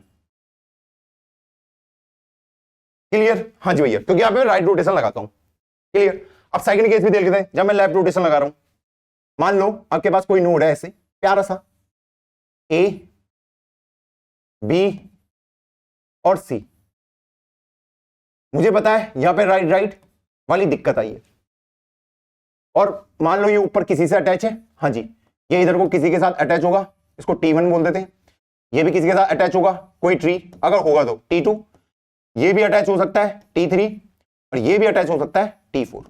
ठीक, इसमें ये वाली दिक्कत है। तो यहां पे मुझे क्या करना पड़ता है, आप इमेजिन कर पा रहे हो इस वाले तरीके से, आप इसको वरना ऐसे करके इमेजिन कर सकते हो 10 20 30 वैल्यू डालने के लिए, ठीक है, ताकि आपको आइडिया लगे, ताकि क्या लगे आपको आइडिया लगे। जैसे यहां पे देखूं, यहां पे वैल्यू मान लो 30 20 10 रही होगी, तो 30 इसके राइट में जाएगा, इस तरीके से इमेजिन कर सकते हो। वैसे यहां पे भी, तो यहां पे क्या होता है कि ए को कहां आना पड़ता है, बी के लेफ्ट में। क्लियर है? हाँ जी, और बी ऊपर वाले से अटैच हो जाता है, तो वही मैं यहां पे करने वाला हूं। केसेस कवर कर लेंगे, हमारे सारा कोड खत्म है। सबसे पहले मेरा टॉप होगा, हाँ जी, सबसे पहले मैं बी को यहां पे लिखूंगा, हाँ, फिर बी के तो लेफ्ट में क्या आ जाएगा, ए आ जाएगा, ठीक, और ए के लेफ्ट में T1 है, उसमें तो कोई दिक्कत नहीं है, ओके। बी के राइट में कौन आ जाएगा, सी आ जाएगा, और सी वाले के लिए साथ में कोई दिक्कत नहीं है, T3 और T4 को। क्लियर? हाँ जी, इसमें कोई दिक्कत नहीं है। मुझे पता है ये बी वाला ऑटोमेटिकली ऊपर वाले के साथ अटैच हो जाएगा, लेकिन ये T2 कहां जाएगा, ये तो किसी के साथ कनेक्टेड ही नहीं है, कहीं ना कहीं कनेक्ट आना पड़ेगा। मैं देख पा रहा हूं जो T2 है बी से क्या है, छोटा है ना, तभी तो इस साइड को आया है, हाँ जी, तो इसको कहां अटैच कराऊं, कहां आपको जगह खाली दिख रही है, मुझे पता है बी से छोटा है T2, हाँ जी भैया, लेकिन ए से बड़ा है, तो वो यहां कनेक्ट हो जाएगा। क्लियर है ये चीज? हाँ जी, मुझे पता है ये T2 है, बी से तो छोटा है लेकिन ए से बड़ा है, बी से छोटा है लेकिन ए से बड़ा है, तो इधर को कनेक्ट हो जाएगा। तो यहां पे मैंने कौन सा रोटेशन लगाया था, लेफ्ट रोटेशन, लेफ्ट रोटेशन। तो जब भी मैं लेफ्ट रोटेशन की बात करूंगा, ठीक है, रोटेट तो आप करोगे ही, लेकिन वहां पे आपको इस केस को देखना पड़ेगा कि जो बी का लेफ्ट चाइल्ड होगा उसको कहां डालना पड़ेगा, जो बी का लेफ्ट चाइल्ड है कहां पे डालना पड़ेगा, जो मेरा ए का राइट होगा, ए का राइट चाइल्ड बना दो उसे। बस ये दो केस कवर कर लिए, आपकी प्रॉब्लम सॉल्व हो गई। बस इन दोनों का आपको ध्यान देना है भाई। भैया बाकी दो केस में तो बचे, लेफ्ट रोटेशन राइट रोटेशन। भैया इस केस में क्या होगा, जब लेफ्ट राइट होगा राइट लेफ्ट होगा, देखो ये दो स्टेप में फॉलो हो रहे हैं, ठीक है, पहले इसमें लेफ्ट रोटेशन लगेगा तो सेम प्रॉपर्टी फॉलो होगी जो यहां पे हो रही थी, और फिर उसमें कौन सा रोटेशन लगेगा, राइट रोटेशन। बस तो दो स्टेप में वो फॉलो हो रहा है, पहले उसमें लेफ्ट रोटेशन लगाओ फिर उसमें राइट रोटेशन लगाओ। बस सेम कहानी यहां पे भी, राइट लेफ्ट की बात कर रहा है तो पहले उसमें राइट रोटेशन लगाओ और फिर लेफ्ट रोटेशन लगाओ। मुझे पता है राइट रोटेशन कैसे लगाना है, लेफ्ट रोटेशन कैसे लगाना है, बस इसलिए मैंने उनको रोटेशन के टर्म में लिख दिया था। क्लियर है ये चीज? हाँ जी भैया। तो भैया ये सारे स्टेप मैं यहां पे लिख चुका हूं। अब चलते हैं एक बड़ी से एग्जांपल में जहां पे मैं एक्चुअल में प्रॉब्लम सॉल्व करूंगा। देखो इतनी बड़ी प्रॉब्लम है ये। अब मान लो मुझे इनपुट में दे रखा है, नंबर दिया जा रहा है, चलो पहले मैं 80 को ले लेता हूं, ओके कोई दिक्कत नहीं है, 3 बिल्कुल सही है, हाँ जी। फिर मान लो 60 दे दिया, यहीं पे अटैच होगा, हाँ जी भैया। फिर मान लो 40 दे दिया, इधर को आया इधर को आया इधर को अटैच हो गया, ओके। अब जब ये वापस जाएगा ये देखेगा ऐसे तो आएगा ऐसे करके अटैच, इसने देखा ये बैलेंस है, हाँ जी भैया, क्योंकि और फिर यहां पे क्या ये बैलेंस नहीं है। कैसे पता चले बैलेंस नहीं है, इसको पता कैसे चलेगा बैलेंस नहीं है, इसे लेफ्ट की हाइट निकालनी पड़ेगी और राइट की हाइट निकालनी पड़ेगी। और जब उसको पता चल गया कि लेफ्ट की हाइट कितनी है, राइट की हाइट कितनी है, तो उसे पता चल गया बैलेंस नहीं है। क्लियर? हाँ जी। अब उसे पता कैसे चलेगा कि इसमें लेफ्ट साइड में अनबैलेंस है या फिर राइट साइड में, इसका पता कैसे चलेगा? ये भी तो पता करना बनता है कि मेरा अनबैलेंसिंग किसकी वजह से आ रही है, वो कैसे पता चलेगा? मैंने कहा वो पता करना आसान काम है। देखो अभी के लिए मैं मान लेता हूं कि इसमें लेफ्ट वाला अनबैलेंस है, ठीक। तो जब लेफ्ट वाला अनबैलेंस होता है, मुझे सिंपली क्या करना पड़ता है कि भैया 80 को उठा के कहां ले आओ, ये 60 रहेगा, हाँ जी भैया, यहां पे, हाँ जी, और 40 यहीं पे रहेगा। मुझे पता है अगर इसका कोई राइट चाइल्ड होता, तो वो कहां पे अटैच होता बताइए? अगर इसका कोई राइट चाइल्ड होता, डेफिनेटली 80 के लेफ्ट में, क्योंकि अगर इसका राइट चाइल्ड होता ऐसे, कहां पे अटैच होता हो? मुझे पता है 60 से बड़ा है लेकिन 80 से छोटा है, 60 से बड़ा है लेकिन 80 से छोटा है, यहीं पे अटैच होता। यहां पे तो कुछ था नहीं, कुछ करने की जरूरत नहीं थी। अगला मान लो अब मेरा ट्री ऐसे कन्वर्ट हो गया 60 40 80 में। मैं आपको एबल ट्री दिखा रहा हूं, ये इस तरीके से चलता रहेगा, ये 40 80। मान लो इसके बाद आपको आता है कि भैया 30, यहां पे गए, ये अटैचमेंट यहां पे हो गया। क्लियर? हाँ जी। वापस जाएगा, देखेगा बैलेंस है, क्योंकि इधर की हाइट क्या है 2 है, उधर की क्या है 1 है, बाहर निकल गया। क्लियर? हाँ जी। मान लो फिर से 20 आता है, गया 20 इधर अटैच, वापस जा रहा है, इससे पता चल गया अनबैलेंस है। तो क्या करेगा? सिंपली भैया 30 इधर, 40 इधर और 20 इधर को, अब ये बैलेंस है, ऊपर गया, ये भी बैलेंस है, बाहर निकल गया। कोई दिक्कत आई? नहीं भैया कोई दिक्कत नहीं आई। मान लो इसके बाद 15 को करता है, इधर आया 15 को इधर अटैच करवा दिया। अब यहां पे मेरे मस्त केसेस बनने वाले। मैं गया, मुझे पता बैलेंस है, 2 हाइट इधर की है, 1 हाइट इधर की है। यहां पे गया, इसने देखा 1 2 3 और इधर की हाइट 1 है, अनबैलेंस निकल गया। अब उसे पता कैसे चलेगा इसको कि मेरे यहां पे कौन सी अनबैलेंसिंग आने वाली है? जो मैं आपको क्वेश्चन पूछा था, लेफ्ट आई है, लेफ्ट राइट आई है, राइट लेफ्ट आई है या फिर राइट राइट, इस नोड को कैसे पता चलेगा कौन सी अनबैलेंसिंग आई है? ये 4 केस बनते हैं। हाँ जी भैया, उसके बाद तो मैं रोटेशन वगैरह लगाऊंगा। हाँ जी, मुझे पता है ये 60 वाला अनबैलेंस हो चुका है, ठीक है। अब यहां से मुझे कुछ तो बताना पड़ेगा ना, यहां से लेफ्ट राइट है, राइट लेफ्ट है, कौन सा अनबैलेंस है वो कैसे पता चलेगा? मैंने कहा वो यहीं से पता चल जाएगा आपको। इससे कैसे पता चलेगा? मुझे पता है ये नंबर क्या है, पॉजिटिव है, पॉजिटिव है, ठीक है। ये 1 से बड़ा है, जो भी नंबर यहां पे आ रहा है, जो भी बैलेंस की वैल्यू आ रही है, अगर वो 1 से बड़ी है तो मुझे ये कंफर्म हो जाएगा कि अनबैलेंस लेफ्ट साइड को है।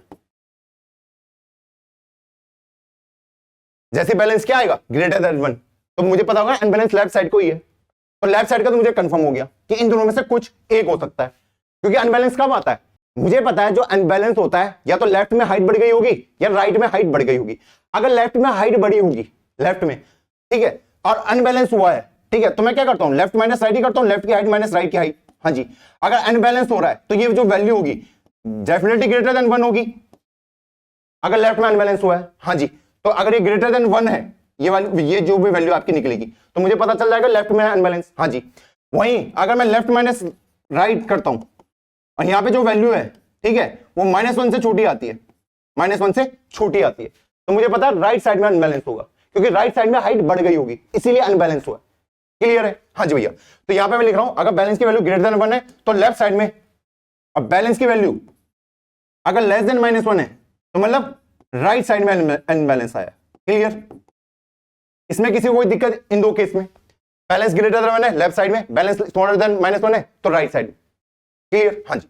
अब मुझे पता कैसे चलेगा इन दोनों में से कौन सा केस होगा? लेफ्ट केस है, यहां पे से लेफ्ट भी जा सकता है, लेफ्ट राइट भी जा सकता है, कहीं भी तो जा सकता है, उसका पता कैसे चलेगा?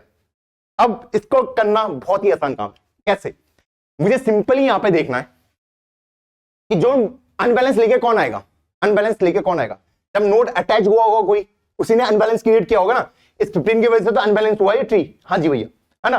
तो जिस साइड को ये 15 अटैच हुआ है उसी साइड को अनबैलेंस हुआ है, क्योंकि वही तो अनबैलेंसिंग ला रहा है। हाँ जी, जब कोई अटैच हो जाता है नीचे, है ना, वही तो अनबैलेंस कर रहा है, वही तो मेरी हाइट को इंक्रीज कर रहा है। हाँ जी, तो मुझे उस साइड को देखना है, मुझे सिंपल देखना है 15 किस साइड को अटैच हुआ है, अब भैया वो कैसे पता चलेगा? अगर मैं यहां पे खड़ा हूं, मुझे कैसे पता चलेगा कि ये लेफ्ट साइड को अटैच हुआ है या फिर सॉरी यहां से लेफ्ट साइड को अटैच हुआ है या फिर राइट साइड को अटैच हुआ है? ये वाला एल तो मुझे कंफर्म है, हाँ जी, वो मुझे बैलेंस से पता चल गया। पर ये कैसे पता चलेगा कि ये 15 लेफ्ट साइड को अटैच हुआ है या राइट साइड को अटैच हुआ है? मैंने कहा बहुत आसान काम है कि जो 15 है अगर इससे छोटा हुआ तो लेफ्ट साइड को अटैच हुआ होगा, अगर ये वैल्यू इससे बड़ी होती तो राइट साइड को। सिर्फ इससे कंपेयर कर लो बस। क्लियर? हाँ जी भैया। तो मुझे सिंपल यहां पे क्या करना है, जो मेरा ये रूट का ये वाला डेटा होगा, जो रूट का लेफ्ट का डेटा होगा, ठीक है, अगर की उससे छोटा हुआ तो मतलब लेफ्ट साइड में, अगर उससे बड़ा हुआ तो राइट साइड में अनबैलेंस है। ठीक, तो यहां से मैंने ये फिगर आउट कर लिया कि भैया ये क्या है, लेफ्ट लेफ्ट अनबैलेंस है, यहां तक कोई दिक्कत नहीं। अब जब मुझे ये पता चल गया कि लेफ्ट लेफ्ट है, तो यहां पे मुझे क्या करना पड़ता है भैया, राइट रोटेशन करना पड़ता है। ठीक, हाँ जी, जब मैं राइट रोटेशन लगाता हूं, ये 40 को भी यहां पे रख लेता हूं, ठीक, हाँ जी, तो ये 60 उठ के यहां पे आ जाता है, 80 तो अटैच ही रहेगा, हाँ जी, ऊपर वाला मैंने गायब कर दिया। ठीक, हाँ जी, और ये 40 जाके कहां अटैच होगा, इस वाले 60 के लेफ्ट में। क्लियर है? क्योंकि मुझे पता 40 30 से तो बड़ा है लेकिन 60 से छोटा है, और ये मेरा नया ट्री बन चुका है, ये अब मेरा रूट नोड हो जाएगा। क्लियर है ये चीज? हाँ जी भैया, ये चीज क्लियर है। अब देखो पूरे तरीके से बैलेंस हो गया। क्लियर? हाँ जी। अब मान लो इसमें 25 को अटैच करना पड़ता है, इधर आता इधर आता, 25 इधर अटैच कर दिया, वापिस गया, बैलेंस है, बाहर निकल गया। अब मान लो मुझे किसको अटैच करना पड़ता, मान लो मुझे यहां पे अटैच करना है 50 को, इधर को गया 50, इधर को गया, इससे बड़ा हूं तो मैं इधर को आ गया, वापिस गया, देखा बैलेंस है, बिल्कुल है, बैलेंस है, बिल्कुल है, बैलेंस है। अब यहीं पे एक और केस लेते हैं, मान लो अगर यहां पे मुझे 45 दिया जाता, क्या दिया जाता, 45 दिया जाता, तो 45 किधर को कनेक्ट होता, इधर को आता, इधर को आता, हाँ जी भैया, इससे भी बड़ा है, हाँ जी, इससे छोटा है, तो 45 यहां पे अटैच होता। अब मुझे पता है ये बैलेंस है, वापस गया, ये क्या है, बैलेंस है, यहां पे गया, अनबैलेंस है ना, अनबैलेंस। कैसे पता चला अनबैलेंस है इस 40 को, कैसे पता चलेगा?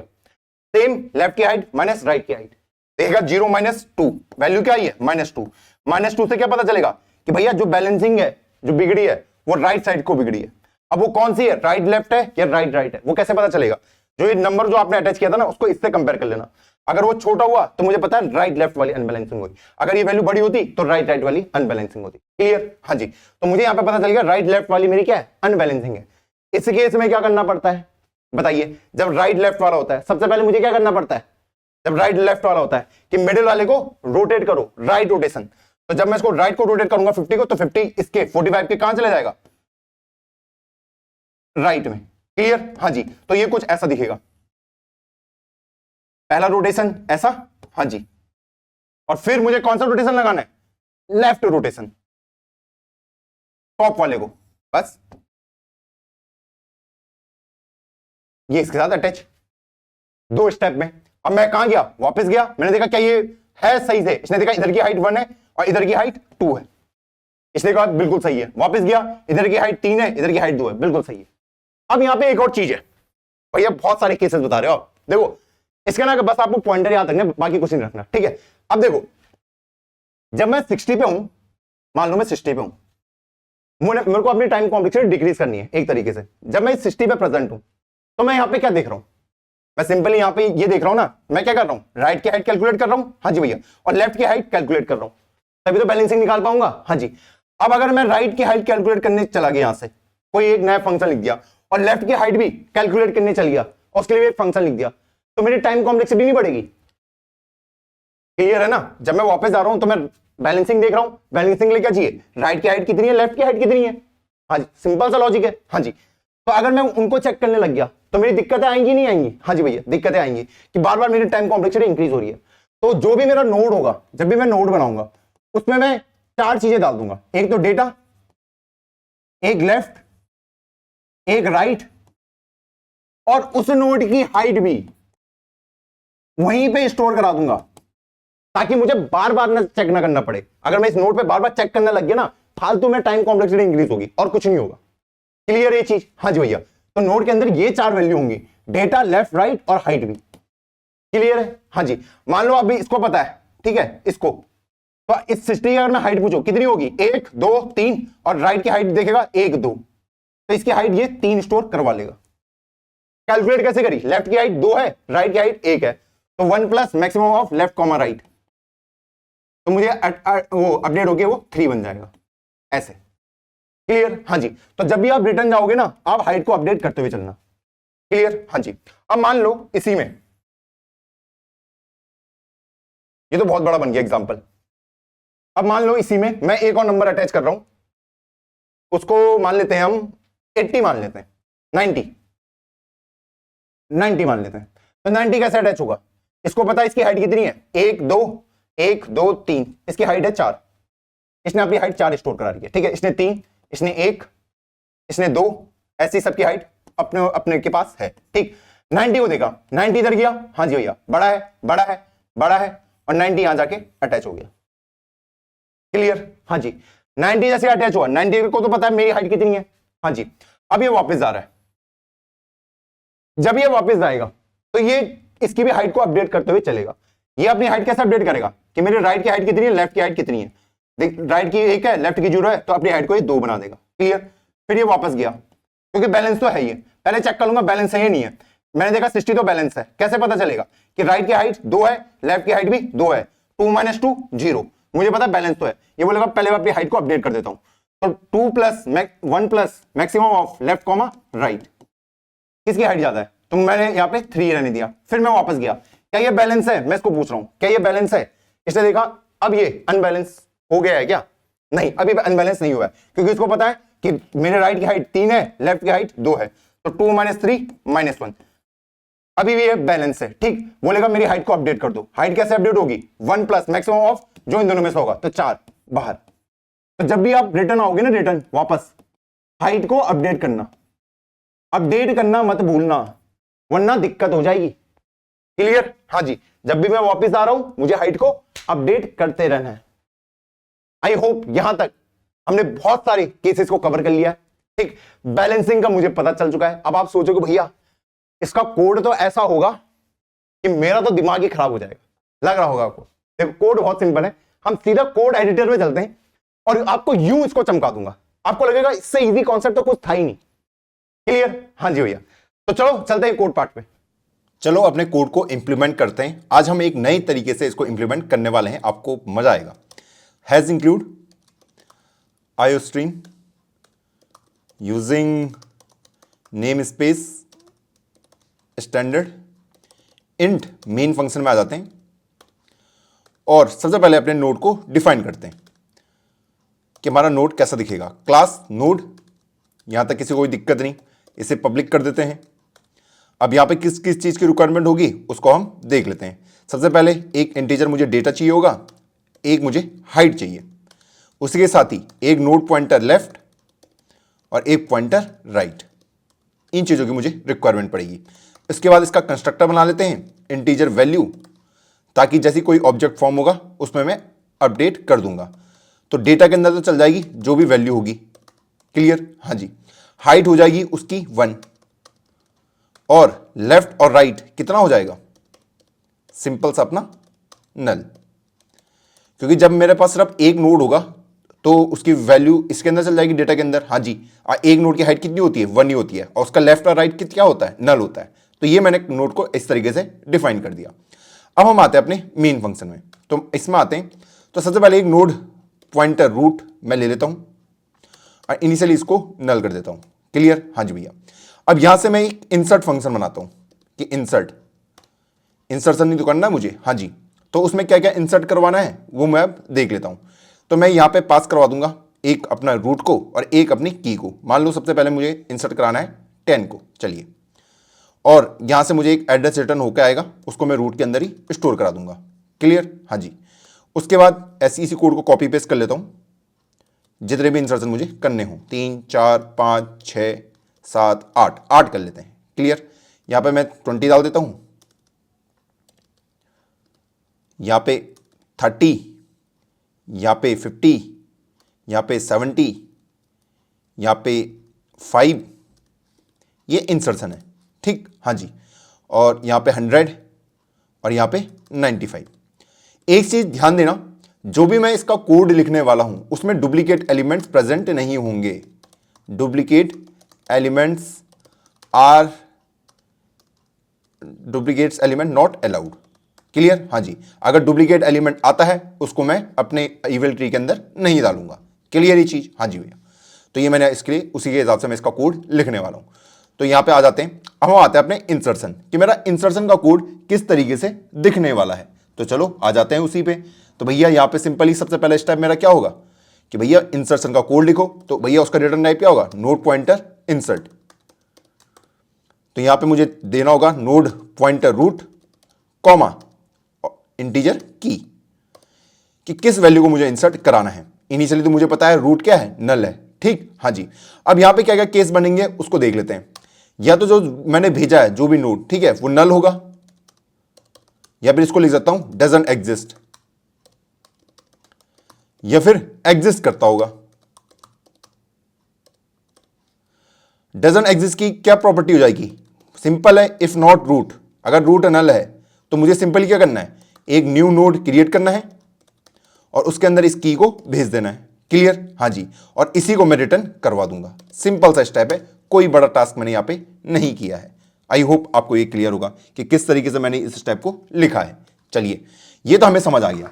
अब हम आ जाते हैं कि जब वो एग्जिस्ट करता है। ठीक, हाँ जी। अब जब वो एग्जिस्ट करता है तो उस केस में क्या करना पड़ता है? मुझे कंपैरिजन करना पड़ेगा कि भैया उसको मुझे किस साइड को अटैच करना है। तो वही देख लेता हूं कि अगर मेरी की वैल्यू लेस देन हुई रूट के डेटा से तो मुझे पता है लेफ्ट साइड में अटैच होगा। ठीक है, लेफ्ट साइड में जाना है। तो मैं लेफ्ट साइड में चल लेता हूं। चलिए कि भैया इंसर्ट रूट का लेफ्ट कॉमा की, और यहां से वो जो भी एड्रेस रिटर्न करेगा वो रूट के लेफ्ट में भेज देना। सिंपल सा स्टेप है। ओके, राइट साइड में कब अटैच करूंगा? एल्स इफ, अगर मेरी की वैल्यू ग्रेटर होती है किससे? रूट के डेटा से, तो मुझे पता है जो भी अटैचमेंट होगा राइट साइड को होगा। सिंपल है, हाँ जी। तो भैया रूट का राइट इंसर्ट करवा दो किधर को? राइट साइड में। ये लीजिए, सिंपल सा स्टेप मैंने यहां पे लिख दिया। हाँ जी। और अगर इक्वल हुई वैल्यू, तो मैंने कहा था ना इक्वल जब आ जाए, ठीक, तो उसको मुझे क्या नहीं कराना? इंसर्ट नहीं कराना, तो वो एल्स के केस में आ जाएगा। तो यहां से मैं सिंपली रिटर्न हो जाऊंगा अपने रूट के साथ। क्लियर? हाँ जी। मैं नहीं चाहता उस वैल्यू को मैं इंसर्ट कराऊं। Duplicate elements are not allowed. Duplicate elements are not allowed. अगर डुप्लीकेट आता है तो मुझे कुछ नहीं करना, मुझे वापस चल जाना, उस वाली की को मुझे अटैच ही नहीं करना। ठीक, हाँ जी। अगर रूट के डेटा के बराबर आ जाता ना की, तो मुझे पता है इसको मुझे अटैच नहीं करना। बस ये मैंने कर लिया। अब यहां तक तो मेरा हो गया कि भैया मुझे किधर को जाना है, इंसर्ट किधर को कराना है, लेफ्ट को कराना है, राइट को कराना है, क्या करना है। ठीक, अब जब मैं रिटर्न आता हूं तो मैंने आपको बोला था मुझे अपडेट करना है अपनी हाइट को। हाइट को क्या करना है? अपडेट करना है। तो भैया हाइट कैसे अपडेट होगी? तो सिंपली वहां पे लिखना पड़ेगा कि भैया रूट की हाइट क्या होती है। यहां पे लिखता हूं ना मैं, रूट की हाइट क्या होगी? 1 प्लस मैक्सिमम ऑफ रूट के लेफ्ट की हाइट कॉमा रूट के राइट की हाइट। ओके, ये मैंने लिख दिया।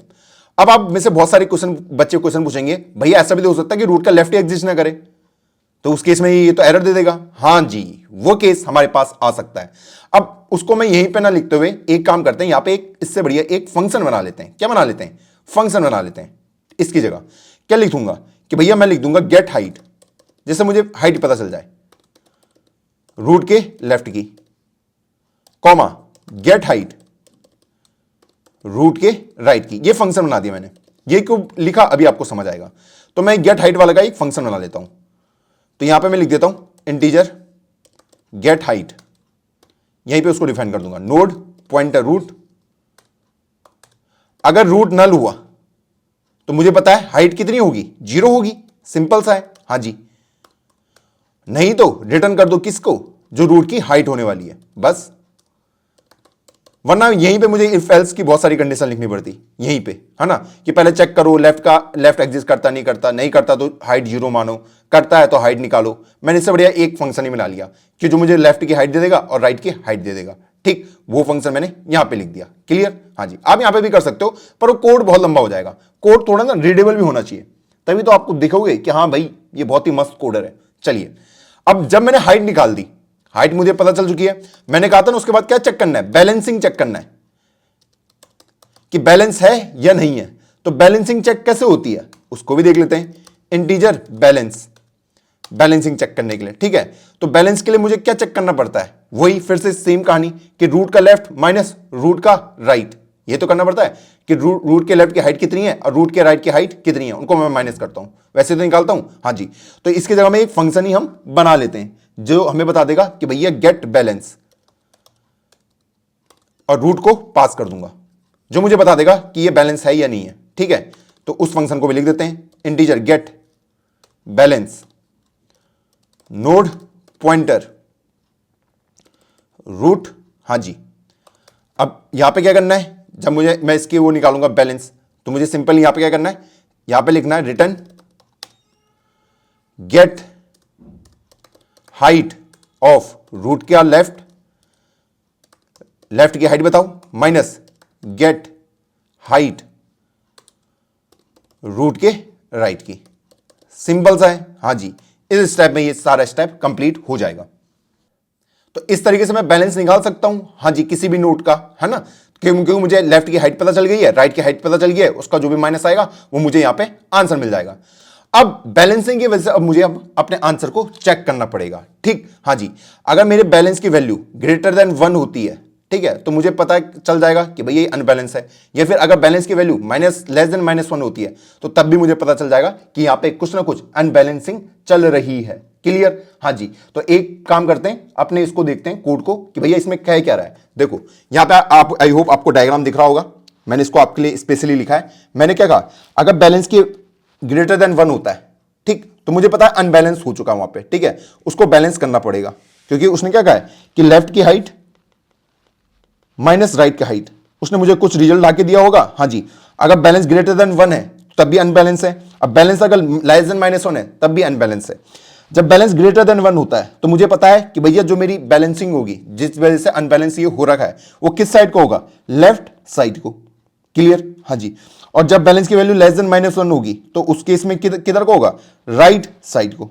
क्लियर, क्योंकि क्या है, left height minus right height. जब अगर इसका जो आंसर है वो ग्रेटर देन 1 आ रहा है तो किसकी वजह से आ रहा होगा, लेफ्ट की वजह से आ रहा होगा, इधर कोई अनबैलेंसिंग होगी। हाँ जी, अब ये तो पता चल चुका है मुझे कि लेफ्ट साइड में अनबैलेंसिंग है, पर कौन सी है, क्या वो लेफ्ट लेफ्ट है या फिर वो लेफ्ट राइट है, तो उसका पता कैसे चलेगा, उसका पता करना भी आसान है कि मैं सिंपली लिखूंगा, अगर जो मेरी की वैल्यू है अगर रूट के लेफ्ट के डेटा से छोटी है तो लेफ्ट लेफ्ट, अगर की ग्रेटर है रूट के लेफ्ट के डेटा से तो लेफ्ट राइट। बस इतना आपको देखना है। एग्जांपल से दिखा देता हूं, कोई दिक्कत नहीं है। मान लो मेरे पास यहां पे 10 है, ठीक। हाँ जी, और यहां पे 8 है, ओके, और मान लो यहां पे 5 अटैच हो रखा है। तो मैं यहां पे खड़ा था, हाँ जी, मुझे पता चल चुका है कि 2 - 0 कितना होता है, 2 होता है। मुझे पता है ये 2 से ये क्या पता चल चुका है कि लेफ्ट साइड में अनबैलेंसिंग है। अब मुझे पता है कि लेफ्ट साइड में है, पर ये लेफ्ट होगा या फिर लेफ्ट राइट होगा ये नहीं पता मुझे, लेफ्ट होगा या लेफ्ट राइट, वो कैसे पता चलेगा। मैंने कहा उसको पता करना आसान है, मैंने इसी 5 को इंसर्ट कराया होगा, इसी की वजह से क्या आई है, अनबैलेंस आया हुआ है, ठीक। हाँ जी, तो कैसे पता चलेगा, मुझे सिंपली यहां से क्या करना है, इसके लेफ्ट में जाऊंगा, यहां पे खड़े होऊंगा और चेक कर लूंगा, अगर मेरी की छोटी हुई किससे, इस 8 से, तो मेरा लेफ्ट वाला होगा। अगर मेरी की बड़ी होती किससे, इस 8 से, तो लेफ्ट राइट वाला होता। ऐसा भी हो सकता था कि ये दूसरी साइड को अटैच होता, ऐसे ऐसे, तो उस केस में की क्या होती, 9 होती, क्योंकि इसी को तो इंसर्ट कराया मैंने। हाँ जी, कि पहले 10 इंसर्ट कराया, फिर 8 कराया, फिर 9 कराया, फिर लास्ट की कौन इंसर्ट हुई थी, 9। तो 9 से ही मेरा क्या हुआ, अनबैलेंस हुआ है। तो 9 को मैं 8 के साथ कंपेयर करूंगा, अगर 9 बड़ा आता है तो मेरी अनबैलेंसिंग लेफ्ट राइट वाली हो गई। क्लियर। हाँ जी, सेम उल्टा इसका यहां पे हो जाएगा कि बैलेंस अगर लेस देन -1 है, कौन, बैलेंस लेस देन -1 है, तो मुझे पता है जो मेरी अनबैलेंसिंग है राइट साइड में, तो यहां पे भी मुझे क्या पता चल जाएगा कि यहां पे सबसे पहले मुझे क्या करना है कि रूट का राइट का डेटा अगर ग्रेटर है की से, रूट के राइट का डेटा अगर ग्रेटर है की से, तो मुझे राइट लेफ्ट करना है, नहीं तो मुझे राइट ऑपरेशन एग्जीक्यूट करवाना है। आई होप आपको ये कंफर्म हो चुका होगा। चलिए कोड पार्ट पे चलते हैं। तो यहां पे मैं लिख देता हूं कि मेरे कौन कौन से अनबैलेंसिंग आ सकती है, लेफ्ट केस, या फिर लेफ्ट राइट वाला लिख देता हूं पहले, राइट केस, फिर लेफ्ट राइट केस ये अनबैलेंस का केस है, ठीक है, हाँ जी। और फिर राइट लेफ्ट केस, और ऐसा भी तो हो सकता है कि अनबैलेंस हुआ ना हो, है ना, नो अनबैलेंसिंग, ये भी तो पॉसिबल है, हाँ जी। तो ये 5 केस मेरे बन गए। तो लेफ्ट लेफ्ट को कैसे करते हैं उसको देख लेते हैं कि इफ, सबसे पहले अगर जो मेरी बैलेंस है अगर वो ग्रेटर देन 1 है, क्लियर, हाँ जी, एंड जो की है अगर वो छोटी आती है किससे, रूट के लेफ्ट के डेटा से, तो मैं बोल सकता हूं कि जो अनबैलेंस है किस साइड में, लेफ्ट साइड में है, क्लियर, हाँ जी। ऐसी मैं राइट राइट वाली केस के लिए देख लेता हूं, यहां पे मैं गैप दे देता हूं। एल्स इफ, इस केस में क्या होगा कि भैया जो बैलेंस है उसकी वैल्यू लेस देन -1 है, एंड ये क्या है, राइट राइट, तो रूट के राइट का जो डेटा है, ठीक, हाँ जी, अगर वो क्या होता है, अगर वो छोटा आता है किससे, मेरी की से, तो मुझे पता है राइट राइट वाला मेरा केस बनेगा, क्लियर है, हाँ जी, ये भी देख लिया। अब हम आ जाते हैं लेफ्ट राइट वाले केस में कि लेफ्ट राइट वाले केस में क्या होगा। एल्स इफ, सबसे पहले बैलेंस की वैल्यू क्या होगी लेफ्ट साइड के लिए, ग्रेटर देन 1, हाँ जी, एंड इसमें क्या होगा, जो मेरी की होगी, क्योंकि इसमें क्या है लेफ्ट राइट वाला है, जो भी नोट अटैच हुआ है वो राइट साइड को हुआ है, ठीक, हाँ जी, तो मतलब जो मेरी की होगी, जो रूट का लेफ्ट है, जो उसका डेटा है उससे ये बड़ा आ रहा होगा, बस। और लास्ट केस बनता है मेरा एल्स इफ, कि अगर मेरा जो बैलेंस है वो क्या है, लेस देन -1, एंड इसमें राइट लेफ्ट है, तो रूट के राइट का जो डेटा है अगर वो क्या हो रहा होगा, अगर वो होगा छोटा, क्लियर, हाँ जी, कि भैया जो मेरा रूट का राइट का डेटा रखा है वो क्या है, बड़ा है मेरे की से, की छोटी है, तो यहां पे क्या होगा, राइट लेफ्ट वाला केस, ये हमने देख लिया। और लास्ट बचेगा मेरा नो अनबैलेंसिंग, ओके, ये मैंने देख लिया। ये चारों केस मैंने आपके लिए लिख दिए हैं कि लेफ्ट लेफ्ट वाला केस कब होगा, राइट राइट वाला केस कब होगा, लेफ्ट राइट वाला केस कब होगा, और राइट लेफ्ट वाला केस कब होगा। आई होप आपको यहां तक अच्छे से चमक गया होगा। अब हम फिर से चलते हैं कि भैया अब इसके बाद का नेक्स्ट स्टेप हमारा क्या होगा, वो देख लेते हैं। ओके, हो गया हमारी स्क्रीन शेयर। देखो यहां पे तो हमने सारी केसेस कवर कर लिए, ये चारों केस कि कैसे हम उसको आइडेंटिफाई कर सकते हैं। ये स्टेप तो हमारे लिए बहुत ही आसान होने वाला है। अब हम देखेंगे कि वहां पे मुझे क्या करना पड़ता है जब लेफ्ट लेफ्ट के केस होते हैं। तो मैंने बोला था ना, जब लेफ्ट लेफ्ट का केस होगा तो मुझे राइट रोटेशन करना है टॉप वाले का, जब राइट राइट का केस होगा तो लेफ्ट रोटेशन होगा टॉप का, जब लेफ्ट राइट का केस होगा तो लेफ्ट रोटेशन होगा मिडिल का और राइट रोटेशन होगा टॉप का, और राइट लेफ्ट होगा तो राइट रोटेशन होगा मिडिल का और लेफ्ट रोटेशन होगा मेरे टॉप वाले एलिमेंट का, क्लियर, हाँ जी भैया, ये भी चीज मुझे क्लियर है। ये वाला स्टेप तो क्लियर होगा ना। अगर इसमें किसी को दिक्कत है एक बार इसको डिबग करके देखो, मैंने सारे स्टेप आपको समझा दिए हैं कि किस तरीके से मैंने उनको लिखा है। चलो इसको भी देखते हैं। तो देखो यहां पे मुझे क्या करना है, जब ये वाला केस आएगा तो मुझे यहां पे सिंपली एक स्टेप लिखना है कि भैया जब लेफ्ट लेफ्ट वाले केस होते हैं तो मुझे राइट रोटेशन करना होता है, क्लियर, हाँ जी भैया।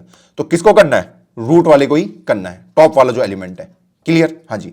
जब मेरा राइट राइट वाला केस आता है तो उस केस में मुझे कौन सा रोटेशन करना पड़ता है, लेफ्ट रोटेशन, जो मेरा टॉप वाला एलिमेंट होगा, क्लियर, हाँ जी। जब मेरा लेफ्ट राइट वाला केस होता है तो मुझे इसमें क्या क्या करना होता है, लेफ्ट रोटेशन और राइट रोटेशन। तो सबसे पहले लेफ्ट रोटेशन किसका करना पड़ता है, जो मेरा मिडिल वाला होता है। तो मिडिल वाला क्या होगा इसका, लेफ्ट और राइट, तो रूट का जो लेफ्ट है वो मिडिल वाला होगा, क्लियर, हाँ जी। और उसके बाद टॉप वाले का राइट रोटेशन। अभी इन फंक्शन को मैंने अभी बनाया नहीं, अभी बनाऊंगा, डरना मत। तो टॉप वाला कौन है, रूट है। चलिए ये भी लिख लिया। एक काम करते हैं, इसको ऐसे करके लिखते हैं अच्छे से, ताकि फंक्शन के अंदर ही अच्छे से दिखे। चलिए नीचे आ जाते हैं। इस केस में क्या करना पड़ता है, इस केस में भी सेम कहानी कि सबसे पहले राइट रोटेशन करो, राइट रोटेशन किसका करना पड़ता है, मिडिल वाले का। मिडिल वाला कौन है, रूट का राइट, ये लीजिए। और उसके बाद मुझे लेफ्ट रोटेशन करना पड़ता है टॉप वाले का, ये लीजिए। चारों केसेस मैंने आपके लिए डिफाइन कर दिए। जब कोई अनबैलेंसिंग नहीं है, तो यहां पे तो मेरा सिंपल सा केस होगा कि भैया रिटर्न कर दो अपने रूट को ही, यहां पे तो मुझे कुछ देखने की जरूरत नहीं है। चलिए ये चारों केस मैं लिख चुका हूं, चलिए ये बढ़िया। अब इन राइट रोटेशन और लेफ्ट रोटेशन फंक्शन को बनाने की कोशिश करते हैं, यहां पे क्या होगा वो भी देख लेते हैं। तो इसके नीचे आ जाता हूं, सबसे पहले हम राइट रोटेशन वाले को लिखते हैं कि यहां पे मेरा फंक्शन कैसे दिखेगा। तो चलो लिख देते हैं कि right rotation node pointer root. Clear? हाँ जी, यहां पे कुछ फंक्शन होगा और उसका कुछ रिटर्न टाइप होगा। अभी इसको डिफाइन करूंगा, डरो मत अच्छे से। अब सेम कहानी मेरे लेफ्ट रोटेशन के लिए भी होगी, इसी कोड को कॉपी कर लेते हैं। लेफ्ट रोटेशन, बस यहां पे क्या आ जाएगा, लेफ्ट आ जाएगा। चलिए ये मैंने लिख दिया राइट और लेफ्ट। चलो इसको कोड पार्ट पे समझने की कोशिश करते हैं। अभी आपको क्या क्या चीजें समझ नहीं आई मैं वो देख लेता हूं एक बार, कि हमने ये सारे स्टेप्स क्लियर कर लिए हैं। एक बार ये देखना कि भैया रूट का लेफ्ट ही क्यों मिडिल है और रूट का राइट इस केस में मिडिल क्यों है, ये भी हम देख लेते हैं। चलिए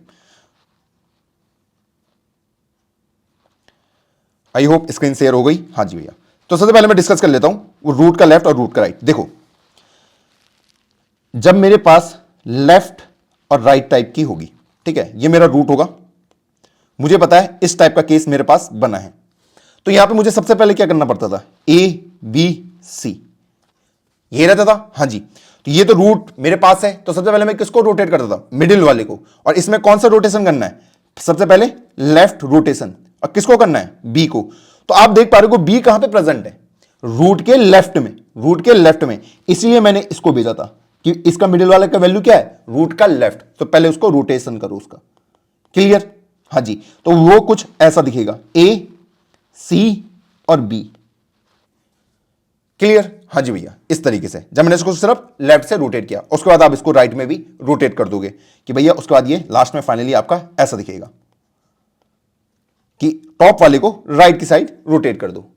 आई होप ये क्लियर होगा। हाँ जी, अब सेम कहानी मेरे दूसरे केस में भी थी कि ए बी और सी, इस तरीके से मुझे पता है यहां पे राइट, ये लेफ्ट, ये मेरा रूट था जहां पे अनबैलेंसिंग आई थी, रूट पे आए थे अनबैलेंसिंग। हाँ जी भैया, जहां पे मेरा करंट नोड है, तो मैंने यहां पे सबसे पहले क्या कर रहा था, जब ये इस टाइप की आती है राइट लेफ्ट वाली, तो सबसे पहले मैं राइट रोटेशन करता हूं। इसमें क्या करता हूं, राइट रोटेशन। ठीक, किसको करता हूं, इस मिडिल वाले को, मिडिल वाले को करते हैं ना, तो मिडिल वाला कैसे निकलेगा, रूट के राइट वाले को क्या कर दो, रोटेट कर दो, किस साइड में, राइट साइड में। तो राइट साइड में जब रोटेट होगा तो बी कहां बन जाएगा, सी के राइट में चला जाएगा बस, और ए ऊपर अटैच हो रखा है, इतने सिंपल। और लास्ट में लेफ्ट रोटेट कर दो इसी रूट वाले को, सी ए और बी। आई होप ये क्लियर होगा किस तरीके से मैंने किया कि इस वाले को लेफ्ट रोटेट कर दो। अब हम आते हैं अपने मेन पार्ट में कि हमारा लेफ्ट रोटेशन और राइट रोटेशन का कोड किस तरीके से दिख रहा होगा। मैंने ये पहले लिख दिया ताकि आपको अच्छे से समझ आ जाए। ठीक, हाँ जी, अब हम आते हैं अपने कोड पार्ट पे कि भैया मेरा राइट रोटेशन दिखेगा कैसे, राइट रोटेशन दिखेगा कैसे। क्लियर? हाँ जी, मैं यहां पे देख पा रहा हूं यहां पे अनबैलेंसिंग आ रही है, ये रूट नोड है, इसमें अनबैलेंसिंग आ रही है। ठीक है, इसको मुझे राइट को रोटेट करना है, इस वाले नोड को, क्योंकि जिसको रोटेट करना होता है उसी को भेजता हूं ना मैं। हाँ जी, इसको मुझे राइट रोटेट करना है, तो इसका नाम है रूट। हाँ जी, ठीक, हाँ जी, जो इसका चाइल्ड है वो बी हो गया। हाँ जी, और चाइल्ड का राइट हो गया ये T3, ये इनके बच्चे हो गए, ये T3 T4 T2 T1 आप देख रहे होंगे ना, ये इनके चाइल्ड है। मैं देख पा रहा हूं यहां पे लेफ्ट लेफ्ट वाली अनबैलेंसिंग है, लेकिन यहां पे मुझे इस वाले को, सिर्फ इस वाले को क्या करना है, राइट साइड को रोटेट करना है इसको। तो कैसे होगा, तो सबसे पहले मुझे क्या करना पड़ेगा, इस ए को उठा के बी के राइट में डालना पड़ेगा। हाँ जी, तो ये मैंने डाल दिया। क्लियर? हाँ जी, और उसके बाद मुझे क्या करना पड़ेगा, जो इसका बी का चाइल्ड रहा होगा, बी का जो चाइल्ड होगा कौन सा वाला, राइट वाला, उसको इसके साथ अटैच करवा दिया। क्लियर ये ऑपरेशन? हाँ जी, ऐसा हो सकता ना इनिशियली T3 था नहीं, T3 अटैच था नहीं, तो इस T3 को कहां अटैच करा, यहां पे, क्योंकि बी के साथ कौन अटैच हो चुका है, ए अटैच हो चुका है, क्योंकि राइट को रोटेट करूंगा तो ये इसका राइट नोड बन जाएगा, राइट नोड बन गया। ठीक, इस T3 को कहां डालना था, ए के लेफ्ट में, बस। तो वही मैंने यहां पे किया है कि मुझे ये रूट दिया था, सबसे पहले मैंने चाइल्ड को डिफाइन किया, भैया मेरा चाइल्ड है ये रूट का लेफ्ट, फिर चाइल्ड का राइट, ये वाला नोड, इसको मैंने एक्सेस दे दिया इसके अंदर कि चाइल्ड को राइट को डाल दो, चाइल्ड के राइट के अंदर, ये क्या है मेरा, इस तरीके से। क्लियर? हाँ जी, और अगला स्टेप क्या था कि भैया चाइल्ड के राइट को, ये जो चाइल्ड है इसके राइट में किसको डाल दो, इस रूट को, इस तरीके से अगला स्टेप। और लास्ट स्टेप क्या था कि भैया जो रूट का लेफ्ट होगा उसमें किसको डाल दो, इस चाइल्ड के राइट को। बस इतने स्टेप में मैंने प्रोसेस खत्म कर दी। आई होप आपको ये कंप्लीट समझ आ गया होगा। हाँ जी, अब जब मैंने ये कंप्लीट कर दिया, अब मुझे पता है कि मेरा जो ये ए है और ये जो बी है, इनकी हाइट अपडेट होंगी। अब इनकी हाइट क्या होंगी, अपडेट होंगी। क्यों होंगी, क्योंकि अभी मैं देख पा रहा हूं ए की हाइट ज्यादा रही होगी, जब एक टूट के नीचे आ गया तो ए की हाइट में चेंज होगा नहीं होगा, क्योंकि ये वाला हाइट तो गया उसका, ये वाला है ना, तो उसकी हाइट अब चेंज होने वाली है, होगी ना। हाँ जी, पहले वो इसके हिसाब से हाइट कैलकुलेट कर रहा था, लेकिन अब वो यहां अटैच हो चुका है तो उसकी हाइट चेंज होगी। और किसकी हाइट चेंज होगी, ये जो बी है इसकी हाइट भी चेंज होगी। क्यों होगी, क्योंकि बी, अब बी के जो चिल्ड्रन है वो चेंज हो चुका है। वो कौन हो चुका है, ए हो चुका है, तो शायद अब इसकी हाइट चेंज हो सकती है। तो मुझे क्या करना है, जो मेरा रूट है और जो ये चाइल्ड है इनकी हाइट को अपडेट करना है। बाकी किसी की हाइट को अपडेट करने की जरूरत नहीं है। मैं देख पा रहा हूं सी पहले भी वहीं पे था, अभी भी वहीं पे है, ठीक। T1 वहीं पे था, T2 वहीं पे ही है, ठीक। हाँ जी, T4 पहले भी वहीं था, अब भी वहीं है, ए के साथ ही अटैच है, टी के साथ कोई चेंज नहीं किया है। लेकिन जो मैं देखूं ए है उसके अब चिल्ड्रन बदल चुके हैं। पहले ए का चाइल्ड बी था, लेकिन अब ए का चाइल्ड कौन चेंज हो गया, T3। जब चिल्ड्रन चेंज हो गए तो मतलब हाइट अपडेट होनी बनती है नहीं बनती। हाँ जी भैया, इस बी के चिल्ड्रन भी चेंज हुए। हाँ जी भैया, पहले T3 था अब ए है, तो इसकी हाइट चेंज होनी बनती नहीं बनती। हाँ, तो बंद नहीं होती है, तो भैया इसीलिए मैंने ये स्टेप को करा है। आई होप आपको क्लियर होगा। हाँ जी भैया, अब देखो ओरिजिनल वाले में क्या रहा होगा, मैंने इस रूट को पास करा है। हाँ जी, अब ये तो अटैच रहा नहीं होगा कोड में, ये तो अटैच रहा नहीं होगा, क्योंकि भैया ये अटैच क्यों हो, क्योंकि मैंने ये वाला एड्रेस भेजा है, ये इस वाले एड्रेस के लिए कॉल किया, ये तो डायरेक्ट अटैच नहीं होगा ना। हाँ जी, तो भैया इस फंक्शन से मुझे इस चाइल्ड के एड्रेस को रिटर्न कराना पड़ेगा ताकि ये इसके साथ अटैच हो पाए। क्लियर है, वरना ये तो किसके साथ अटैच था, ऊपर वाला नोड, ये तो ए के साथ ही अटैच था ना, इसके साथ ही। हाँ जी, तो अगर मुझे इसको इसके साथ अटैच कराना है तो इसके एड्रेस को बाहर रिटर्न करवाऊंगा। तो लास्ट स्टेप हो जाएगा कि रिटर्न चाइल्ड। ये 7 स्टेप आपके होने वाले हैं। आई होप आपको ये स्टेप क्लियर होंगे। हाँ जी भैया, अब सेम कहानी मेरे लेफ्ट रोटेशन में भी होती है। किसमें, लेफ्ट रोटेशन। जब मैं लेफ्ट की ओर रोटेट करता हूं तो देखो, मैं अगर यहां पे देखूं, यहां पे राइट राइट हुआ है। हाँ जी, मुझे पता है इस ए को कहां है, बी के चाइल्ड बनना है। तो कैसे बनेगा, इसको मुझे लेफ्ट को रोटेट करना पड़ेगा। क्लियर, अगर इसको मैं लेफ्ट को रोटेट करता हूं ए को, तो ए तो यहां अटैच हो गया आराम से। हाँ जी, लेकिन जो बी का ये बच्चा था ये गायब हो चुका है, ये कहां अटैच होगा, मुझे पता है ये T3 क्या है, बी से छोटा है लेकिन ए से बड़ा है। बी से छोटा है T3 लेकिन ए से बड़ा है, इसलिए यहां पे अटैच हो गया।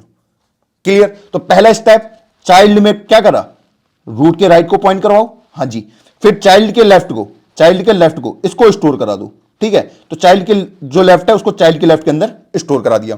अब नेक्स्ट स्टेप कि भैया अब ये जो बी है ये किसको पॉइंट करे, इस वाले को, रूट को। तो ये आप स्टेप यहां पे फॉलो हो गया। अब ये जो बचा हुआ था ये अभी अटैच नहीं हुआ था, जो इसको अब ए के साथ अटैच करा दो। तो रूट के राइट में किसको डाल दो, चाइल्ड के लेफ्ट को। ये वैल्यू है, हाँ ये वैल्यू है, और ये क्या है, चाइल्ड का लेफ्ट, ये एड्रेस है। ठीक, हाँ जी भैया, उस वैल्यू को एक्सेस कर रहा है। चलिए, ये भी आपके समझ आ गया। अब जब ये सारे स्टेप कंप्लीट हो गए, फिर इसमें भी सेम कहानी कि रूट और मेरा चाइल्ड दोनों की हाइट को अपडेट करो, क्योंकि मुझे पता है इस ए के चाइल्ड चेंज हुआ है, ए का चाइल्ड चेंज हो गया ना। हाँ जी, तो इसकी हाइट अपडेट होनी बनती है। हाँ जी, और ये बी है, इसका चाइल्ड भी चेंज हो गया, कौन बन गया, ए बन गया, तो इसकी हाइट भी अपडेट होनी बनती है। क्लियर, हाँ जी, और ये इसी ऑर्डर में अपडेट होंगे, पहले रूट का हाइट अपडेट होगा और फिर चाइल्ड का हाइट अपडेट होगा, ऊपर नीचे मत कर देना। और लास्ट में इसमें भी क्या करूंगा, लास्ट में इसमें भी सेम प्रोसेस होगा। मुझे तो पता नहीं है ना, मुझे तो ये पता है कि भैया ये किसके साथ अटैच है, ए के साथ अटैच है, लेकिन मुझे क्या करना पड़ेगा, इसके एड्रेस को रिटर्न करवाना पड़ेगा ताकि ये इसके साथ अटैच हो पाए। क्लियर, तो यहां पे लास्ट में रिटर्न चाइल्ड। बस ये स्टेप आपको लिखने थे। आई होप आपको ये समझ आ गया होगा। चलो आते हैं अब अपने कोड पार्ट में। ओके, हमने बहुत अच्छे से लिखा है कोड। सबसे पहले हम राइट रोटेशन की बात करते हैं कि हमारा जो राइट रोटेशन होगा वो किस तरीके से दिखेगा। तो सबसे पहले नोड पॉइंटर चाइल्ड लूंगा। राइट रोटेशन में क्या होता है, मुझे पता है ये होगा रूट का लेफ्ट। क्लियर, हां जी, उसके बाद नोड पॉइंटर चाइल्ड का राइट, जो भी चाइल्ड का राइट एलिमेंट होगा। ये लिख दिया मैंने, जो मैंने अभी आपको समझाया। चाइल्ड के राइट में डाल दो किसको, रूट को, और रूट के लेफ्ट में डाल दो जो मैंने अभी आपके लिए चाइल्ड का राइट लिखा हुआ था। चलिए ये स्टेप मैं फॉलो कर चुका हूं। अब लास्ट में मुझे अपडेट करनी है हाइट को। अपडेट द हाइट, हाइट को अपडेट करो। कैसे करूंगा कि भैया रूट की जो हाइट है वो कितनी हो जाएगी, अब 1 प्लस मैक्सिमम ऑफ क्या हो जाएगा, गेट हाइट। फंक्शन को कॉल करूंगा, रूट का लेफ्ट कॉल करा, गेट हाइट, रूट के राइट को कॉल करा, दोनों को कॉल कर दिया बस। और ऐसी मेरे दूसरे वाले की भी हो जाएगी कि भैया चाइल्ड की हाइट को भी अपडेट कर दो। कैसे होगी, चाइल्ड का लेफ्ट और चाइल्ड का राइट, इस तरीके से मैंने हाइट अपडेट कर दी। और लास्ट में रिटर्न कर देना अपने जो भी मेरा चाइल्ड था। अब हम बात करते हैं लेफ्ट रोटेशन की, कि लेफ्ट रोटेशन मेरा कैसा दिखेगा। तो इसमें भी सबसे पहले भैया लेफ्ट रोटेशन कब करता हूं मैं, लेफ्ट रोटेशन कब करता हूं, जब मेरी आती है राइट राइट वाले, है ना, हाँ जी, वहीं पे तो करता हूं, हाँ जी। तो मैंने उसके लिए क्या कर दिया कि नोड पॉइंटर चाइल्ड रूट के राइट को, क्लियर, हाँ जी। अब मुझे यहां पे क्या करना है सबसे पहले कि भैया यहां पे होगा नोड पॉइंटर चाइल्ड का जो भी लेफ्ट होगा,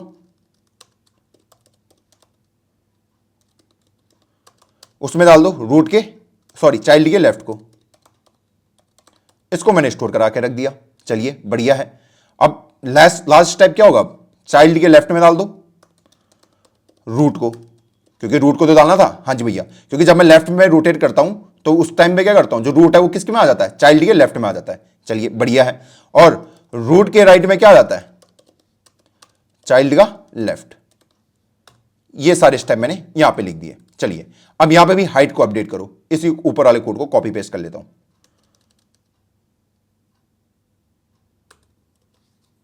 चलिए कॉपी और ये पेस्ट, यहां पे कोड मेरा हो चुका है। आई होप यहां पे तक कोड आपको अच्छे से चमक रहा होगा। अब यहां पे क्या होगा वो देख लेते हैं। मुझे पता है कि भैया जब मैं लेफ्ट लेफ्ट वाला केस करता हूं तो यहां से मुझे कोई एड्रेस आया होगा रिटर्न होके, उसी को मैं ऊपर रिटर्न करवा रहा हूं। क्लियर, यहां से मुझे कोई एड्रेस आया होगा रिटर्न होके, उसी को मैं ऊपर रिटर्न करवा रहा हूं। और यहां पे लेफ्ट रोटेशन जब मेरे पास एड्रेस आएगा तो उसको डालूंगा मैं रूट के लेफ्ट में, और यहां से जो एड्रेस आएगा उसको फाइनली रिटर्न करवा दो बस। यहां पे रूट के राइट इक्वल टू ये वाला, और इसको रिटर्न करवा दो बस। इतने में आपका काम कंप्लीट हो चुका है। आई होप आपको ये समझ आया होगा। भैया यार ये समझ नहीं आया, एक बार इसको अच्छे से समझाओ। ये वाला तो आ गया कि रिटर्न कर दो लेफ्ट के रोटेशन को राइट के रोटेशन को, ये वाला समझ नहीं आया कि इसको रूट के लेफ्ट के अंदर क्यों डाला। चलो इसको देखते हैं कि लेफ्ट राइट वाला केस देखो बहुत इंपॉर्टेंट है। एक एक स्टेप में इसलिए आपको बारीकी से समझा रहा हूं। देखो इसमें क्या हुआ होगा, जब ये वाला मैंने करा लेफ्ट राइट था नहीं, हाँ जी, मेरा रूट नोड ये है, ठीक। मुझे पता चल चुका है यहां पे लेफ्ट राइट का दिक्कत आया है। इसको मैं ए बोल देता हूं, इसको बी बोल देता हूं, और इसको सी बोल देता हूं। क्लियर, हाँ जी। अब यहां पे क्या हुआ उसको समझने की कोशिश करते हैं। मुझे पता है यहां पे लेफ्ट राइट का दिक्कत आया, तो यहां पे मैं किसको कॉल करता हूं, किसको कॉल करता हूं, सबसे पहले मैं बोलता हूं ना लेफ्ट रोटेट करो, किसको, बी को। यही तो बोलता हूं, हाँ जी भैया यही बोलता हूं। अगर मैं बी के साथ कुछ और भी अटैच करवा दूं, चलो अभी उसको अटैचमेंट को रहने देते हैं। मैंने इसको कर लिया। अब यहां पे मुझे क्या करना पड़ता है, अगर मैं इसको लेफ्ट में, लेफ्ट की साइड अगर रोटेट कराने की कोशिश करूंगा तो मुझे पता है ये बी कहां चले जाएगा, इस सी के लेफ्ट में चला जाएगा। हाँ जी भैया, तो ये बी चला गया सी के लेफ्ट में। चलिए ऐसे, क्लियर। लेकिन ये ए अभी भी इसी से अटैच है, ए अभी भी इसी से अटैच है। लेकिन मैं क्या चाहता हूं, ये अटैच किससे हो, ये ए, ये इस सी वाले से अटैच हो। इसीलिए मैं इसका एड्रेस ऊपर रिटर्न करवा देता हूं। तो जैसे इसका एड्रेस ऊपर रिटर्न हुआ, ये वाला ए इसके साथ कनेक्ट हो जाएगा, ऐसे करके कि ए, सी और बी। क्लियर, तो इसीलिए मैं उसको कहां डालता हूं, रूट के लेफ्ट में, वरना वो इसी बी के साथ कनेक्टेड रहेगा। क्लियर है, हाँ जी भैया, मैंने इस वाले नोड को के लिए पास करा था, अब ये इसके साथ कनेक्ट हो चुका है। हाँ जी, अब मैं लास्ट में क्या बोलता हूं कि भाई अब इसमें कौन सा रोटेशन करना है, मुझे पता है अब इसमें राइट रोटेशन करना है। किस नोड पे? इस नोड पे। सेम कहानी यहां पे भी फॉलो होगी कि ए रहेगा, दूसरा कॉल ए इसके राइट में चला जाएगा। हाँ जी, इसके एड्रेस को मैं रिटर्न करवा देता हूं बाहर, अब वहां से जो भी एड्रेस आया वो ऊपर वाले फंक्शन में रिटर्न हो जाएगा। बस, आई होप आपको ये समझ आएगा कैसे मैंने इस कोड को लिखा। अगर आपको ये चमक चुका है, समझ लो आपके कॉन्सेप्ट क्लियर हो चुके हैं। तो यहां तक मैंने लिख दिया, इसको रन कराने की कोशिश करते हैं, देखते हैं पहले कहां दिक्कत आ रही है। ओके, रन तो सही हो रहा है, पहले देख लेते हैं, प्रिंट भी हो रहा है कुछ। तो सी आउट क्या पास कराऊं, प्री ऑर्डर कर देते हैं इसका, प्री ऑर्डर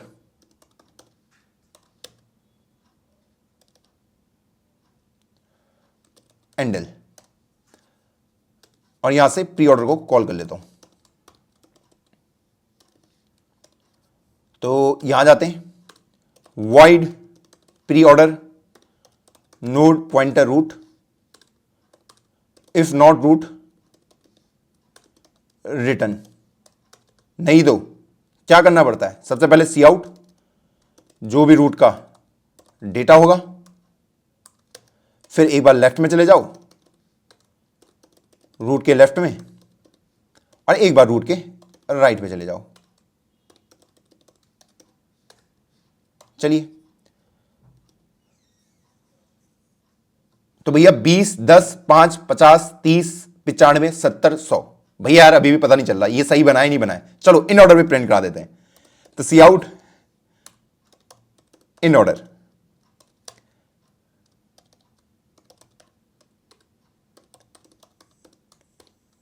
इन ऑर्डर क्या दे देगा, सॉर्टेड फॉर्म में दे देगा मुझे, क्लियर। हाँ जी, तो इसको लिख देता हूं /n। चलिए, void inorder node pointer root, if not root, इसको आप ऐसे भी लिख सकते हैं, इफ नॉट रूट रिटर्न। नहीं दो, सबसे पहले क्या करना पड़ता है, लेफ्ट साइड में जाओ, फिर प्रिंट कराओ,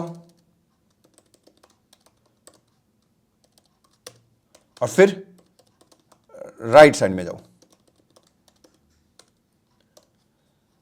चलिए, तो 5, 10, 20, 30, 50, 70, 95, 100 सॉर्टेड ऑर्डर में भी मिल रहा है। अब इस कोड को चेक करने के लिए इसको जीएफजी में चेक करते हैं कि हमने सही लिखा है या गलत लिखा है। ये जीएफजी का है, इन्होंने हमें दे रखा है नोड पॉइंटर, यहां पे सिर्फ मुझे एक इंसर्शन का कोड लिखना है एवीएल ट्री के लिए, ठीक। अगर मैंने सही लिखा होगा तो मेरा कोड बिल्कुल सही चलना चाहिए। तो यहां पे पहले इस इंसर्ट वाले को चेंज कर लेते हैं। हमने रूट लिया है और डेटा की जगह में हमने लिया था की। ओके, इस फंक्शन को चेंज मत कर देना ये फंक्शन क्योंकि वो खुद कॉल कर रहा है, फिर बोलोगे भैया दिमाग तो दिया नहीं आपने। चलिए, इसको कॉपी कर लेता हूं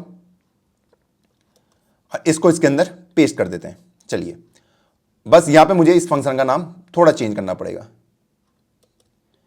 जहां जहां पे मैंने इंसर्ट को लिखा होगा, insert to AVL, insert to AVL. और कहीं पे यूज किया है इसको?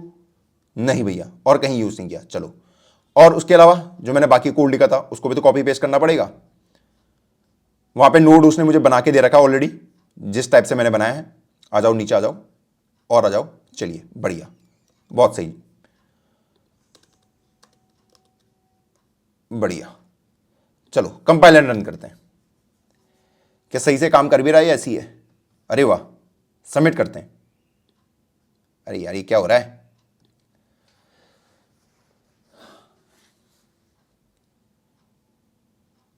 और हमारा कोड बिल्कुल आराम से सबमिट हो गया। देखो, आज सुबह भी मैंने आज ही लिखा था मैंने कोड। सुबह ना एक रन टाइम एरर आ रहा था। मैं बोला यार ये रन टाइम एरर क्या आ रहा था? बहुत ही छोटी सी मिस्टेक थी। क्या हुआ था, मैंने कोड में ना एक छोटी सी मिस्टेक कर दी थी। क्या मिस्टेक कर दी थी? बैलेंस मैंने गलत लिख दिया था, ये वाला। यहां पे ये बैलेंस <1 लिख दिया था, जबकि यहां पे -1 होना चाहिए था। मैं ढूंढने जा रहा कोड में कि भाई कहां पे गलत हो गया, कहां पे गलत हो गया, मुझे मिल ही नहीं रहा था। तब लास्ट में जाके पता चला, अच्छा ऐसे होते कि बहुत ही छोटी सी मिस्टेक होती है। आप बोलते टाइम तो सही लिखते हो, लेकिन कहीं कहीं टाइपो हो जाता है और उसकी वजह से सेगमेंटेशन फॉल्ट आया जा रहा था। तो ऐसी मिस्टेक से थोड़ा बचना आप भी, है ना। और इसको डिबग करना भी आपको आना चाहिए। आई होप आपको ये पूरे अच्छे तरीके से चमक गया होगा। चलो बढ़ते हैं वीडियो की ओर वापस। अब हम इसकी टाइम कॉम्प्लेक्सिटी वगैरह डिस्कस कर लेते हैं। कि भैया इसको क्रिएट करने में कितना टाइम लगेगा। पहले हम इंसर्शन की टाइम कॉम्प्लेक्सिटी देख लेते हैं। इंसर्ट करने में कितना टाइम लगेगा आपको, आप खुद सोचो।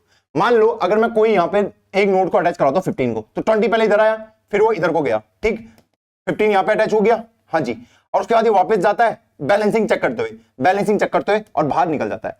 तो इसने सिर्फ इस बात को फॉलो किया, ठीक, हाँ जी भैया। आप देखोगे यहां पे कितने नोड है, 7 नोड है, तो ये अगर n नोड्स है तो log n टाइम इसको लगेगा। कितना time, log n time, clear, क्योंकि हाइट को बैलेंस करते हुए चल रहा है। क्लियर ये चीज, हाँ जी। इंसर्शन की जो टाइम कॉम्प्लेक्सिटी होगी कितनी है, log n। अगर n एलिमेंट्स को इंसर्ट करना है तो कितनी टाइम कॉम्प्लेक्सिटी हो जाएगी, n log n। तो ये हो गई आपकी ट्री क्रिएशन की टाइम कॉम्प्लेक्सिटी, कि ट्री को क्रिएट करने में कितना टाइम लगेगा। अब वही अगर मुझे डिलीट करना हो किसी को, मुझे पता है ये हाइट बैलेंस है, हाइट बैलेंस से क्या बेनिफिट मिल रहा है कि एक साइड में ग्रो नहीं होगा, ये बेनिफिट है। अब अगर किसी को डिलीट मारना, मान लो 25 को यहां से यहां गया, यहां से यहां गया, ठीक, मुझे पता है मैं किसी एक सिंगल पाथ को बहुत लंबा फॉलो नहीं करूंगा, ठीक, 25 डिलीट करा, कितना टाइम लगा होगा यहां से आने में, log n टाइम। क्लियर, हाँ जी। अब वहीं अगर मैं आपसे बात करूं इसके सर्च टाइम की, मान लो 15 को सर्च करना है, इधर को गया, इधर को चला गया, मिल गया, तो log n इसकी क्या हो जाएगी, सर्च टाइम भी। अभी हमने डिलीशन नहीं सीखा है, क्या नहीं सीखा है, डिलीशन नहीं सीखा है, इसको हम कल एक्सप्लेन करेंगे। और ये आपके लिए होमवर्क भी है कि भैया अगर मेरे पास एवियल ट्री है और उसमें मुझे डिलीशन करना है, डिलीट करना है किसी नोड को, तो कैसे कर सकते हैं, सारे केस हैंडल करते हुए। ये कर लोगे आप होमवर्क में, नहीं करोगे कल मैं कराऊंगा डिलीशन वाले भी, और कुछ एवियल के क्वेश्चन की प्रैक्टिस भी कर लेंगे। क्लियर है, हाँ जी भैया, अच्छे से क्लियर है। तो आई होप आज के लेक्चर में आपको मजा आया होगा। शायद कुछ चीजें हो सकती हैं थोड़ी सी अटपटी लगी होंगी, मैंने भी जब पहली बार पढ़ा था, और मैंने तो अपने सर से पढ़ा था, आरबीआर सर से, आप जानते ही हैं, तो वहां पे मैं बहुत कंफ्यूज हो गया था। किस चीज में हुआ था कंफ्यूज, वो लेफ्ट रोटेशन राइट रोटेशन किसको कितनी बार करना है, और ये चीजें मुझे बहुत बाद में जाके समझ आई, इसलिए मैंने आपको डायरेक्ट पहले रोटेशन नहीं बताया। रोटेशन की नीड क्यों पड़ी वो आपको आई थिंक कोड से समझ आ गया होगा। आप बिना रोटेशन के भी इसको सॉल्व कर सकते हैं, मैं आपको बता रहा हूं। आप उन चारों केस पे इसको लिख दो और उसके बेस पे भी आप सॉल्व कर सकते हो, पर उससे क्या होगा, कोड और बड़ा हो जाएगा। बस अगर आप लॉजिकल दिमाग लगाओगे ना, बस मुझे देखना ये बैलेंस हो रहा है नहीं हो रहा है, हर वो जो बाइनरी सर्च है ना, उसकी जो प्रॉपर्टी वो मेंटेन होनी चाहिए, अब बैलेंसिंग की प्रॉपर्टी भी मेंटेन होनी चाहिए। उसके बाद आप अपना कोड भी यूज कर सकते हो, कोई दिक्कत नहीं आएगी। क्लियर, बस उससे क्या बेनिफिट मिला कि मैंने सिर्फ दो ही चीजों को पकड़ा, एक लेफ्ट रोटेशन एक राइट रोटेशन, और उनके बेस में मैंने रिजल्ट को निकाल दिया, बस इतना बड़ा बेनिफिट मिला है। तो आई होप आपको ये सारी चीजें आज साइंस से बनाई होंगी, और इसका जो कोड है वो भी आपको अच्छे से चमक गया होगा। मैं आपको बोलना चाहता हूं, आप जाओ एक बार इसको ड्राई रन करके देखो, और डिलीशन वाला केस को खुद से इंप्लीमेंट करने की कोशिश करो, क्योंकि जब मैं नोड को डिलीट करूंगा तो शायद वहां पे भी बैलेंसिंग बिगड़ सकती है। उसको मैं कैसे हैंडल करूंगा वो हमारा आज का मेन गेम होने वाला है। तो चलो मिलता हूं आपको कल की वीडियो में, तब तक के लिए जय हिंद जय भारत।